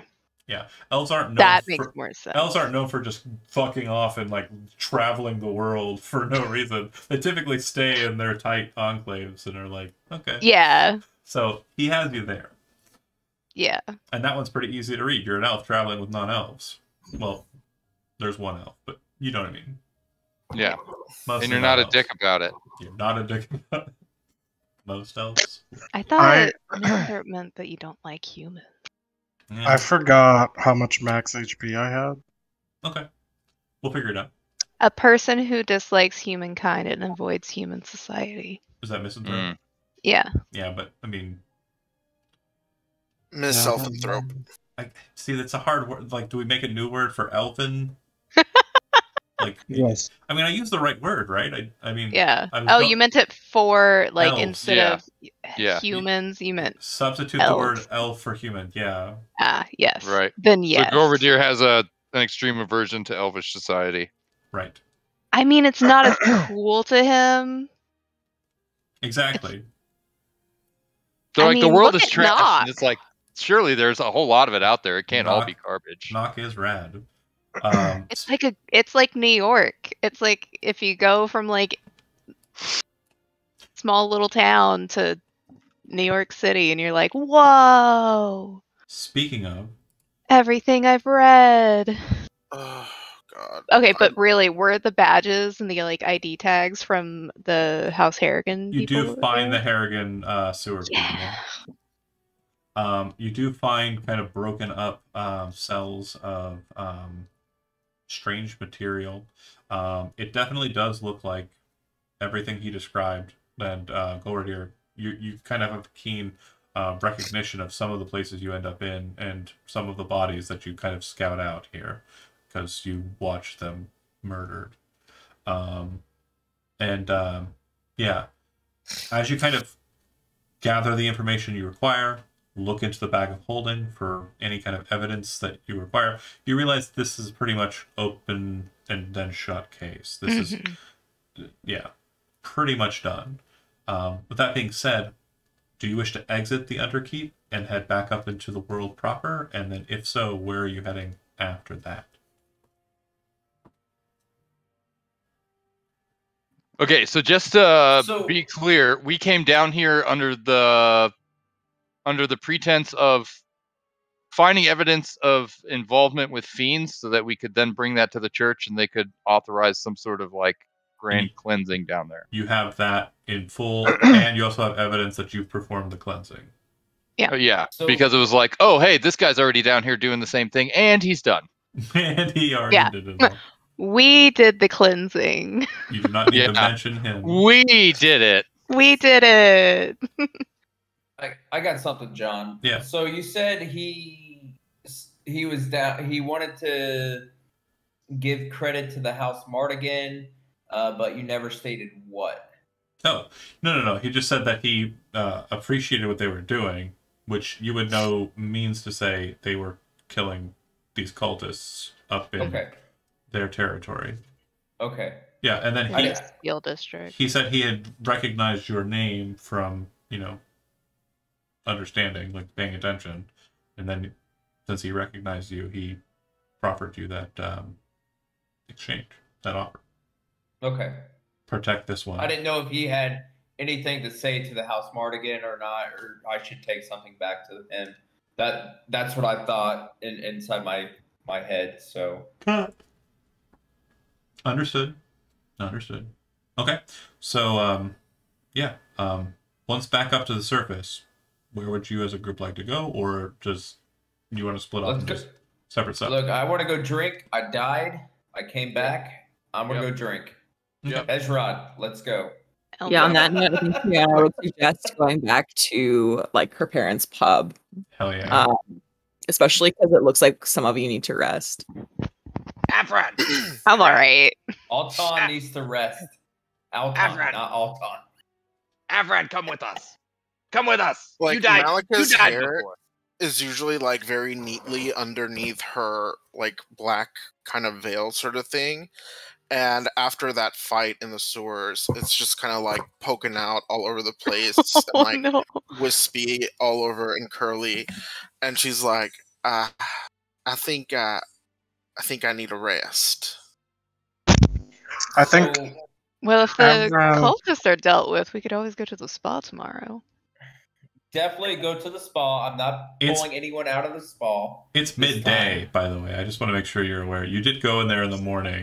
We're day drinking, though. Oh, okay. It's 5 o'clock somewhere. And then a whole spot. It's a spa day, not a spa half a day. I think instead of going drinking with Elton and Hezrod, Avran's gonna try to find like a not super religious spot, but a secluded type of abandoned area. Well, there aren't so many abandoned areas inside of Nock. Nock is very populated. Outside of Nock, maybe. There are parks, though, in the center of the city that you can kind of traverse. Like, yeah, you've been to New York, so you know, like... Yeah. That's exactly what the kind of vibe is in the center. It's Central Park. Yeah, he's probably going to go somewhere. Avran, you look so pensive. What's on your mind? So many things. I need answers, and I don't believe I can get them from the temples that I know. Well, remember, we have to protect one another, and remember that you can trust us with anything. We know everything about each other now. It's true. That is true. Would you be willing to accompany me, Malika? I'll go with you, and we can meditate on our futures together. if you like. Acela chimes in to Golridir and says, "You're going to the Elm Woods, I suppose, for drinks?" Yes. Looks over to Fiona and says, "You're going as well?" Yeah, after a rough day, it's the only thing I can think of that soothes my nerves at the moment. And she'll kind of look at the two of them. I don't know what you two are going to talk about. There's not much to discuss or think about. The gods fucked us all, and the only thing we really can do is fight back. She holds her hand out to you. She holds her hand out to you. I can take the evidence, and then she just reaches over to Avran, who's not really paying attention, and you see her very nimbly just kind of take the writ from him and kind of in her hand. She says, "I can go ahead and handle this business if you'd like." So, can I take a bit of that evidence and take it to the House Mardigan? Not necessary. Okay. Or should I just report back? Brian, what she's about to go turn in is to like the church. So news about it is going to be held out, and it's not going to be like, "Oh, we don't believe them. They're totally faking it." It's going to be like everyone's going to know about it. It's going to be the talk of the town. Like, I didn't know if it's going to be like the government, hush hush sort of deal. Okay. Nope.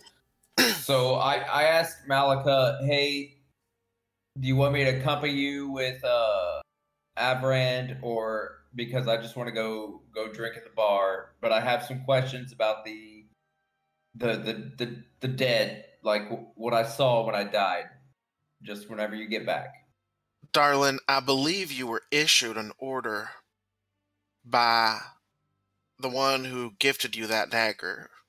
Did he not? That is true. However, I don't need to accompany you everywhere you go. If you feel safe with Avran, then that is the way it goes. She's safe. She's under no harm with me. Very well. Acela kind of looks at Golridir with the writ in the bag, and she says, "I'm just going to go deal with this real quick. I'll meet you back there at Elm Woods." And then heading off, like Fiona kind of waves to her. Thank you for handling that. I didn't really want to do it myself, so I'll buy you a beer when you get back. I'm going to be completely honest. Looks over to Avran. I don't think he was ready to deal with it. Looks over to Malika. I don't think she was ready to deal with it. Looks over to Golridir. I don't think he gave a fuck about it. No. She looks at Hazrod. I don't even think he knows what's going on. And she turns and just walks away. And also doesn't give a fuck. Amazing. Like, I have no idea what's happening, and I don't care. I'm just having a good time. Drink. Fiona, Hazrod, Golridir go to the Elm Woods. Avran and Malika are going to the park to have a quiet discussion, probably at the same location where you have already been, near to where your cult friends are located, right, Malika? Yeah, of course. Okay. And then, Alton, are you going with Malika and Avran, or are you going with the drinkers?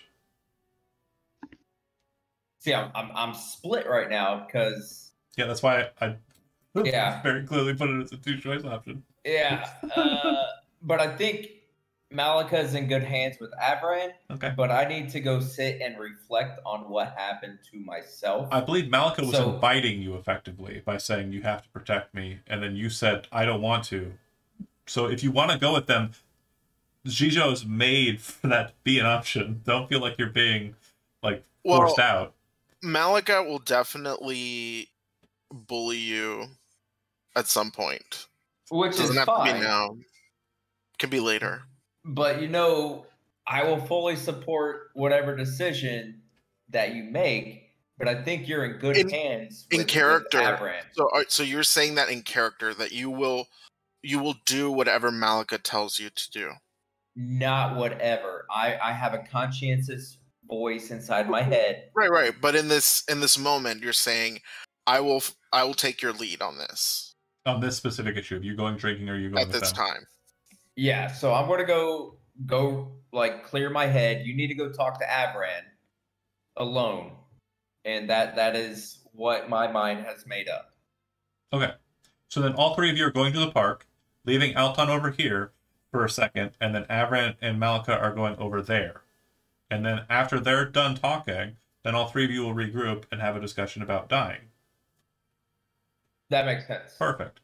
And then Hezrod, Golridir, and Fiona go up to Elm Woods. When you get there, it's just Dad, and nobody else is there. He kind of looks at you as you kind of enter in, and gives you a smile, and then looks at the others. Kind of like a sigh of relief. And starts putting out glass or mugs. And you've been here a couple of times, so he knows what you want. Hezrod, ale, Golridir, ale, Fiona, wine. So this time, other way around. He actually pushes the wine back and looks over for Golridir and kind of like gives it to him instead. So now he has like 2 glasses of wine, I guess. And she reaches across.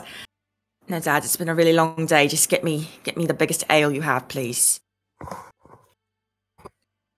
Hezrod likes this new Fiona. He kind of stops for a second, like hearing you speak, and then goes, "Okay," and pours another ale and sets that out as well. You doing okay, honey? She just kind of sighs and starts drinking it. After like a moment of just fully drinking it, she finally puts it down. Yeah, it's all right. It's just the magic's been kind of messing with me, and I don't really know what exactly I'm supposed to do. But I do know that I have a purpose now, so that's good, I guess. She takes another drink.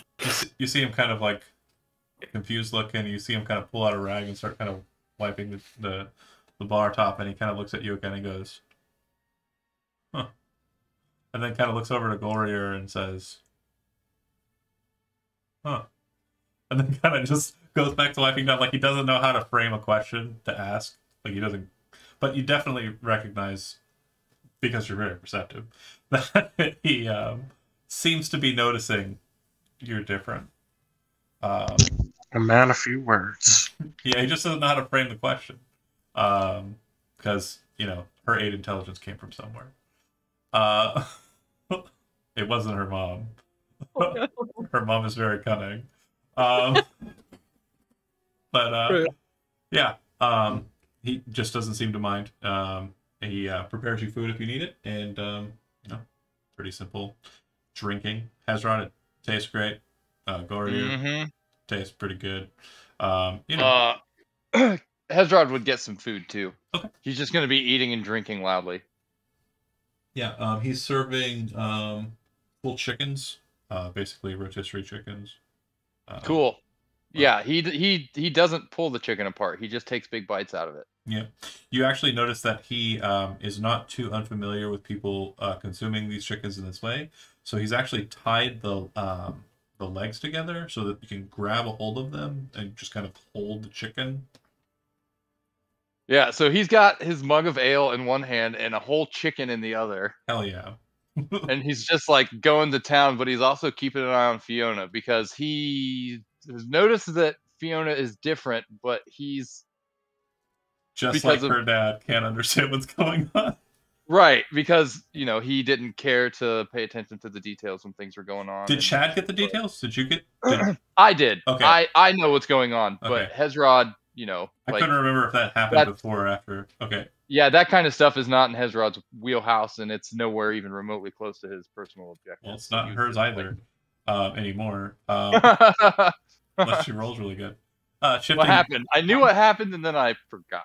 Shifting I'm gears. I'm the stupidest person in the party now, so that's fun. I love it. But tied for wisest, I think. Yeah. Nice. 19?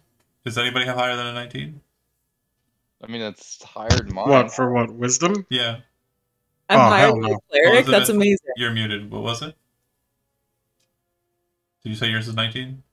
Oh no, What's yours? Oh, shit. mine's 16. Damn. That's Okay. amazing. That's hilarious. I have the highest wisdom in the party now, so. I have a 14 intelligence. That's where I put the stats. Smarter I mean, than I you. can't wait to see what happens It is when what it is. the other stats happen. Swole. She's gonna be on Fiona here soon. Swolona. Soliona. Anywho, Steroid Rona. Beating people with my spell book. Oh no. you get to the park. Alton, you see a nice little desk, or not desk. You see a nice little bench over there. You go ahead and take a seat. And then Malika and Avran, you head to the end of the canal. Basically kind of like right about there. At the end of the canal, Malika, you're aware there's a secret stair that leads down into the tunnels beneath, where your cultists not too far within are currently residing. But yeah, you stand there at the railing, stone railing, and discuss. Let us walk together. I'd like to show you something, and we can walk and talk. I pull out a flask. What weighs on you, my friend? I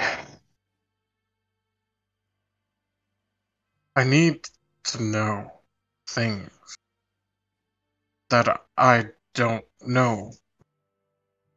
And I don't understand how to get those answers. Can you not call upon the divine grace of your deity to give you the knowledge that you seek? You see Avran get a little, very solemn, and he just states, he does not answer. Some sources of power are more communicative. I've seen that. There is much knowledge to be had in this strange world. I was but a humble child raised up in the hills until I received a gift. If you seek illumination, I don't know that you'll find it from such a deity. Do not know anymore. I know what is right, I know what is lawful, I know what is wrong. I understand that. But I am in the darkness. My God does not shine on me as he once did. Darling, if you need knowledge, you must grasp for it. You heard what the man said? You have to will that knowledge into your possession.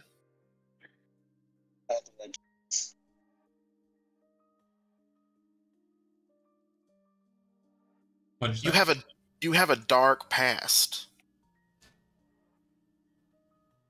A past that has caused, perhaps, your God to reject you. But I know a force that will not reject you, Avran. She converting him. Sounds like it. I Just love my work. Think about it. There are works that we can do, perhaps with the help of others within the covenant, to seek guidance, to look beyond that veil, to know truths that may be hidden to you.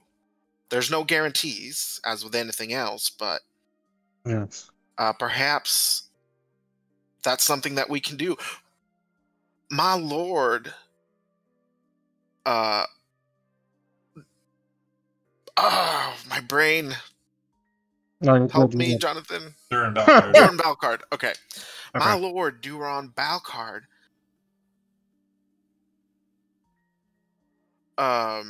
Definitely sounds culty when you say it. Oh, fuck. Wait. Oh, man. I had such a good...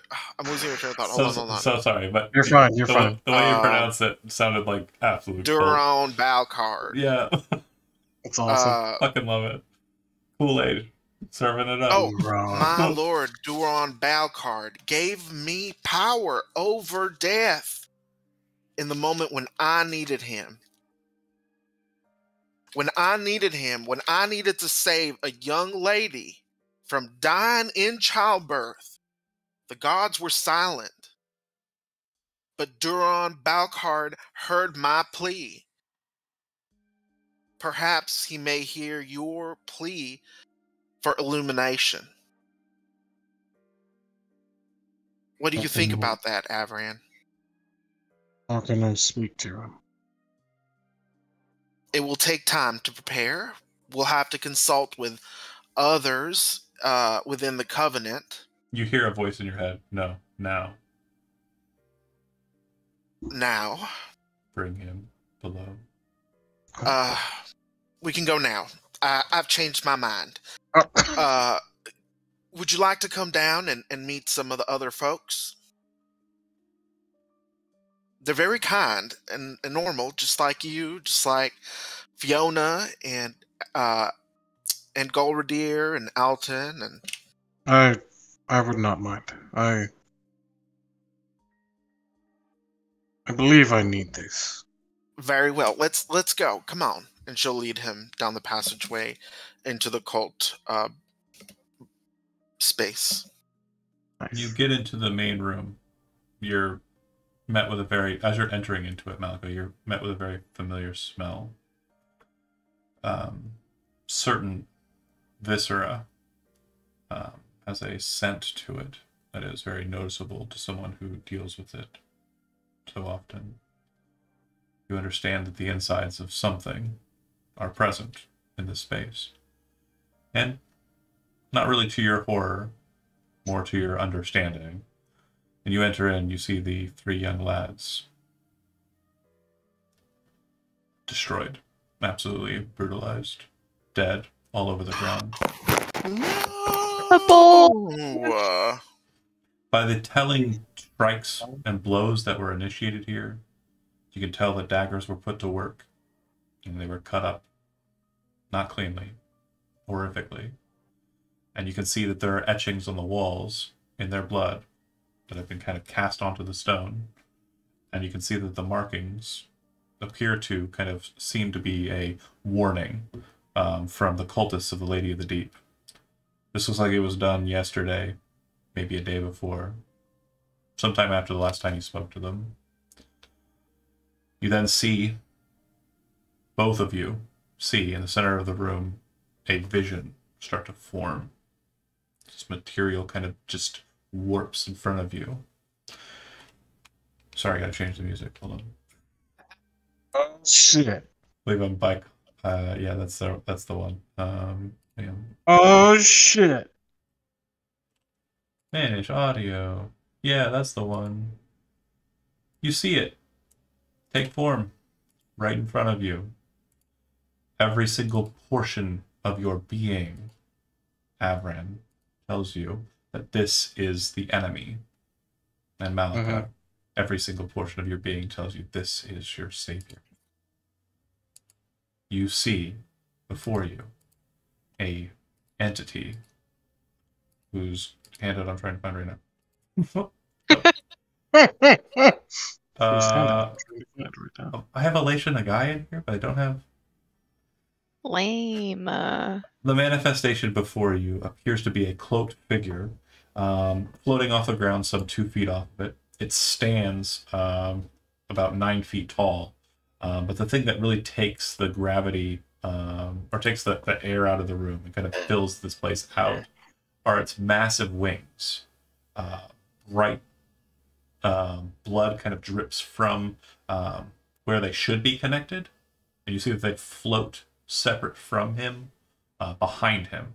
The wings in question are gray, which, as a devout religious individual, you would know are angel wings, specifically of a higher caste of angels known as the Solars. It appears that they float at his whim behind him. Not connected physically, but you can sense a connection still. It wears a hooded robe similar to the robe of the gentleman you saw not too long ago, but underneath it you see what appears to be mechanical movement, some sort of automation, an automaton therein. Its eyes glow green. A marking is carved into its forehead, the same marking that was on the staff of the caster from before. Floating around its head are a series of eyes, disembodied, pulled from sockets. Some of them with viscera still hanging from the backs of them. All of them floating around like a crown. Not fast, but certainly enough that if you were to look at it long enough, it would be nauseating. The entity looks down to Malika, then looks to Avran. You seek guidance?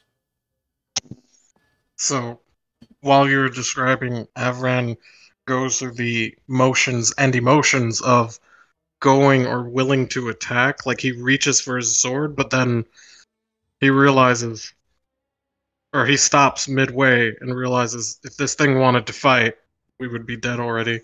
So then he puts his hand down and looks at it kind of with disgust, but with a sense of not familiarity, but ease because of what he thinks he is.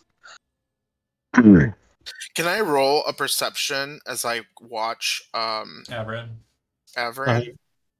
Yeah, what are you looking I mean, what are you looking at it's for? pretty blatant. I want to read. Oh shit, my perception sucks. Insight's what you're looking for there. If you're trying to read emotional states or like... insight. My insight sucks too. Anyway. What'd you get on the insight? I got a 2. Never mind. I'm too, like, enraptured by the glory of Doran Balcard. The prince stands before you. But yeah, yes. Avran, you're correct. And you, from your religious teachings, know full well that this is Doran Balcard, and he is physically manifest before you. You remember the stories in your history lessons where Doran Balcard brought the Pyramid of Shadows, or Pyramid of Souls, directly above the capital city of the Kingdom of Rostagar, far to the south in the Parnak province, fired beams of destruction down on the city, and then dropped the pyramid on the Capitol building. Like, this entity is very much not your equal. Absolutely. And yeah, it is not murdering you. So it did ask, though, you seek guidance? The word speak, my dear. The Lord bade you speak. Speak to him. I do. I seek illumination and guidance into my past. Looks to Malika. You have done well in this. You have brought the blood of kings before me. Malika kind of does this kind of curtsy, kind of. So, Avran, the name rests upon your mind like a weight. You think on it. Your memories are twisted. Those who sought to protect you did great, horrible things to that soul of yours. He kind of steps down, touching stone. He looks down at the dead bodies. Do you see what I see? Yes. No, you do not. Let me show you the truth of the matter. And you see these kind of ghostial figures kind of appear in the room, standing about, and you watch action play out. This seems to be like a moment from the past being relayed to you in like magical figures. And it looks like these kids are being slaughtered by holy swordsmen, members of the Atavian Church, dropped down to the ground. You then see him kind of... Now do you see? Is it... There's no way to tell because I have no magic way of doing this, but like, do I feel like he's telling the truth? You remember the tenets of one of the most powerful members of this cult that you've met said that deception is not something that they play at. True. Okay. Okay.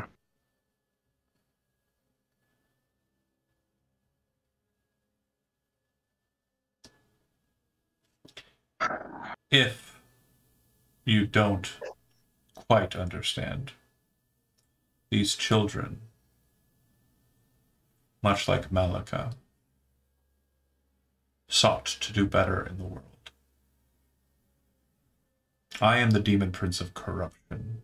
Those who follow me don't do so because they wish to corrupt everything. That would be madness. Corruption is required not only for use, but for baiting, for stymieing. I am a most benevolent enactor of my sin, as there is a bit of leeway in its definition. You would say that a politician corrupts from within, would you not? Does as he wishes, pushes his aims. Well then, what would you say of a child who does likewise in a city? What they practiced was corruption. What they met was murder. Will your church call it as such? No. Hypocrites, all. And already within my power structure. He smiles and he kind of pulls his hands open like this, and you see an image of the high priest of the church here in Nock.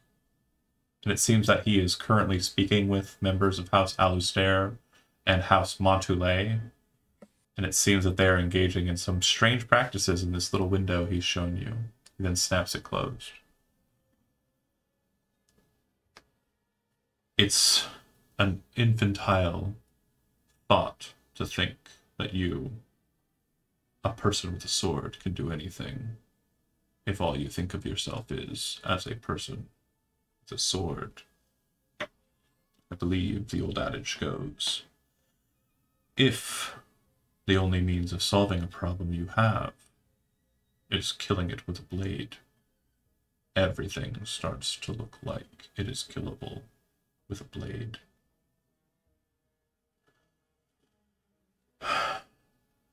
So, illumination on your nature. A rare gift. I grant very few such passage. But Malika, you've done well by this. Royal blood. He steps forward and places his finger on your forehead. Avran. Malika and Avran both disappear. And you appear on this very strange stone platform with 13 doors around you. Directly above you are stars, countless number of stars. And directly above you is this strange wheel being spun by this clay-like figure that seems to be manipulating the wheel like a spinster would manipulate a spinning wheel. He stands there. You then see another form start to manifest. He raises his hand. We do not need your assistance. And then it shifts into a more full, kind of armored form. And it says, you are outside of your gate, Duron Alcard. Only for a short time, and as you can see, I have brought living with me. I have right. It fades away.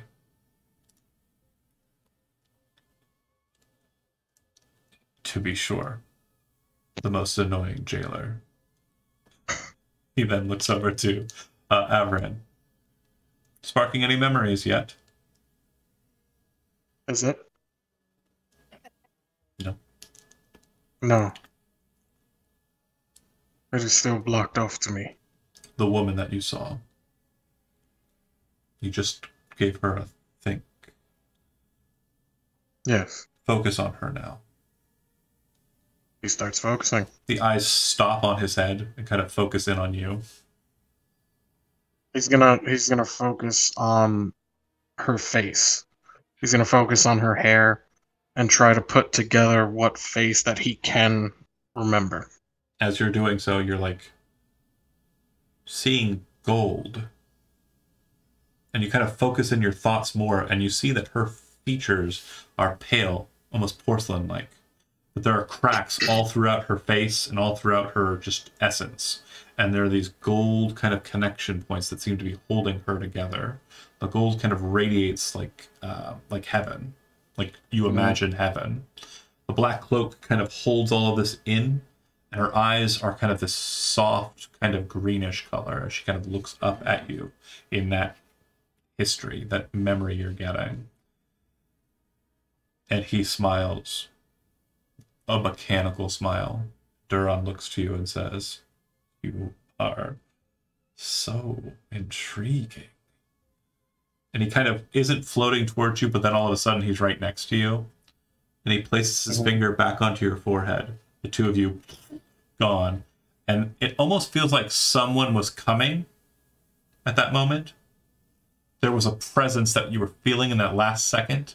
Like there was something entering the room or entering the area, and his touch, his vanish, wasn't so much, I got you what you wanted. It was. It feels like more of a let's get out of here before problem. Okay.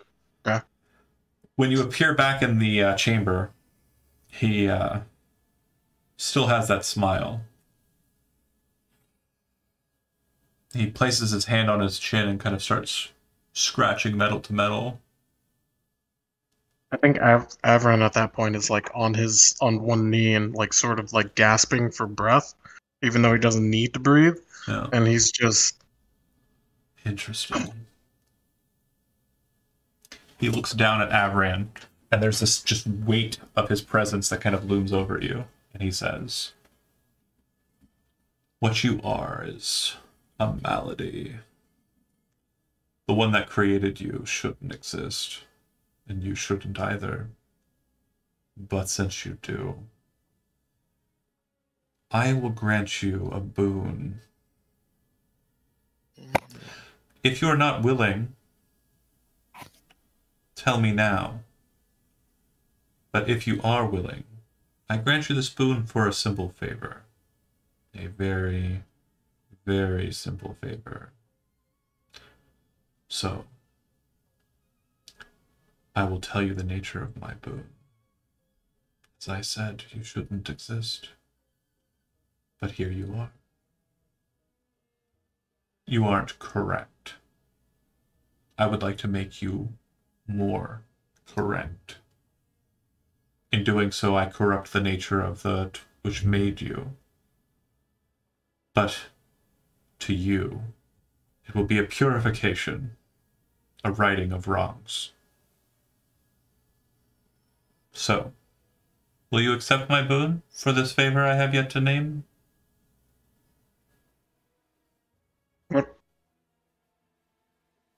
What will happen to me? You will become like you were before you died. Will I remember? More than you would wish to know.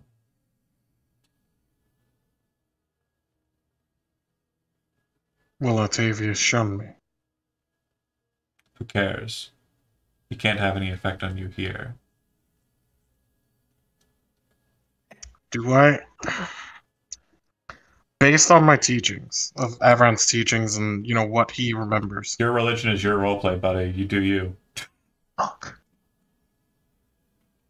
But I am very much the cool guy outside trying to get you to smoke cigarettes, do drugs, and, Fuck it, we're gonna take a hit. All right. So, I got a question during all this. So, Alton was out in the park. I know it's been put inside the chat.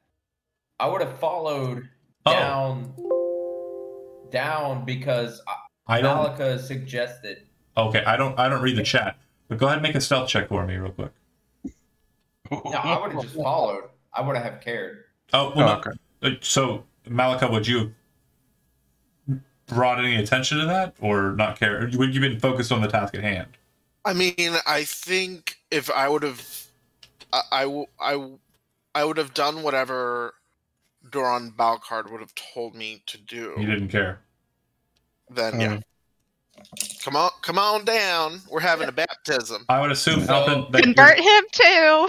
you're probably just out of sight because you weren't hiding, but you definitely weren't walking into a place where a bunch of dead people were. And then that appeared, and then they disappeared for a second, and then they reappeared. Are you just remaining quiet? Actually, better question, because you're not within his grace. Make me a wisdom saving throw. Oh shit. Oh shit. Not the wisdom save. I think you get a +4 or 5 if you're Oh, near. I got 11. Doesn't help. So let me explain to you what happens here. You do catch up to them. Before they disappear, you see it manifest. When it manifests, it is holding Avran and Malika in his grace. What that means is he's keeping them safe from his effects. You are not in that grace. What that means is that his form and visage is absolutely horrifying to you to the point of madness. When you fail that wisdom saving throw, you have the frightened trait for 24 hours. And as long as you are in such a condition, But hold on. Are you immune to frightened? I'm a stout. Because advantage wouldn't have helped. You better be immune to that shit. You're immune to frightened. Then Yep. Brave, you have advantage on saving throw against being frightened. yeah, it would give you an 11. It wouldn't have helped you here. Okay. So It's okay to be afraid. So- There's nothing wrong with being afraid. you're very scared of him. While you are frightened for that duration, 24 hours or until you no longer see him. Okay? While you are frightened, you cannot move. You cannot speak. All you can do is babble. You are literally just looking at him in confused horror. If So you're once he takes them to the wheel. disappears for a second, you'd become unfrightened, Okay. and you'd be Do I like, need to make it. no, he hasn't reappeared yet. So during that moment where they're gone, what do? I just kind of think about what's going on. Like, what the fuck just happened? Okay. You know? And then poof, he's back, and you would make another saving throw against fear. All right. Would he sound like the little caveman from the Wild Thornberries? All right. All right, pass. I pass. Yeah. So you are no longer frightened of him when he gets back. That works perfect. And the conversation continues as it did. It seems like they're very engaged in that. But Alton, you are there and are cognizant. It doesn't seem like he notices you or cares. That's fine. Everyone would accept. But make an insight check. Insight. Oh man. I don't care whatsoever. Okay. Good enough. Okay, so where do we leave off? I've got a couple more minutes. The boon. He was asking whether or not everyone would accept. And you said you'd take a hit. You're smoking the cigarette? Yeah. Yes. Okay. You see taking that joint. You see Duron's hand kind of move out to the side, and it just starts peeling apart, like robotically. And underneath, you see just this strange viscous liquid, reddish in color, just kind of floating in air in a hand shape. He then reaches over and touches you, leaving a small, bright red dot on your forehead, and then moves his hand away. The second he moves his hand away, it shuts back into the gauntleted hand, and your race changes from Reborn to Osirian. Oh shit. He fixed me. Your stats stay the same. You just gain the racial traits for Osirian and lose any racial benefits that aren't stat adjustments off of your Gotcha. sheet. Okay. Do I remember, though? And we'll deal with that next session. Actually, we're going to deal with it in the in between because I'm going to be writing you a long message. Okay. And we'll probably be doing the Dark Before next session. So again, another situation where Jonah has to wait forever to get Truly any kind of benefit. But yeah, an amazingly good impromptu session, and we will see you folks next week for the Dark Before. Sorry for spoiling it, but we don't know which one, so we get to fight for it now. True. Thanks for watching. Bye.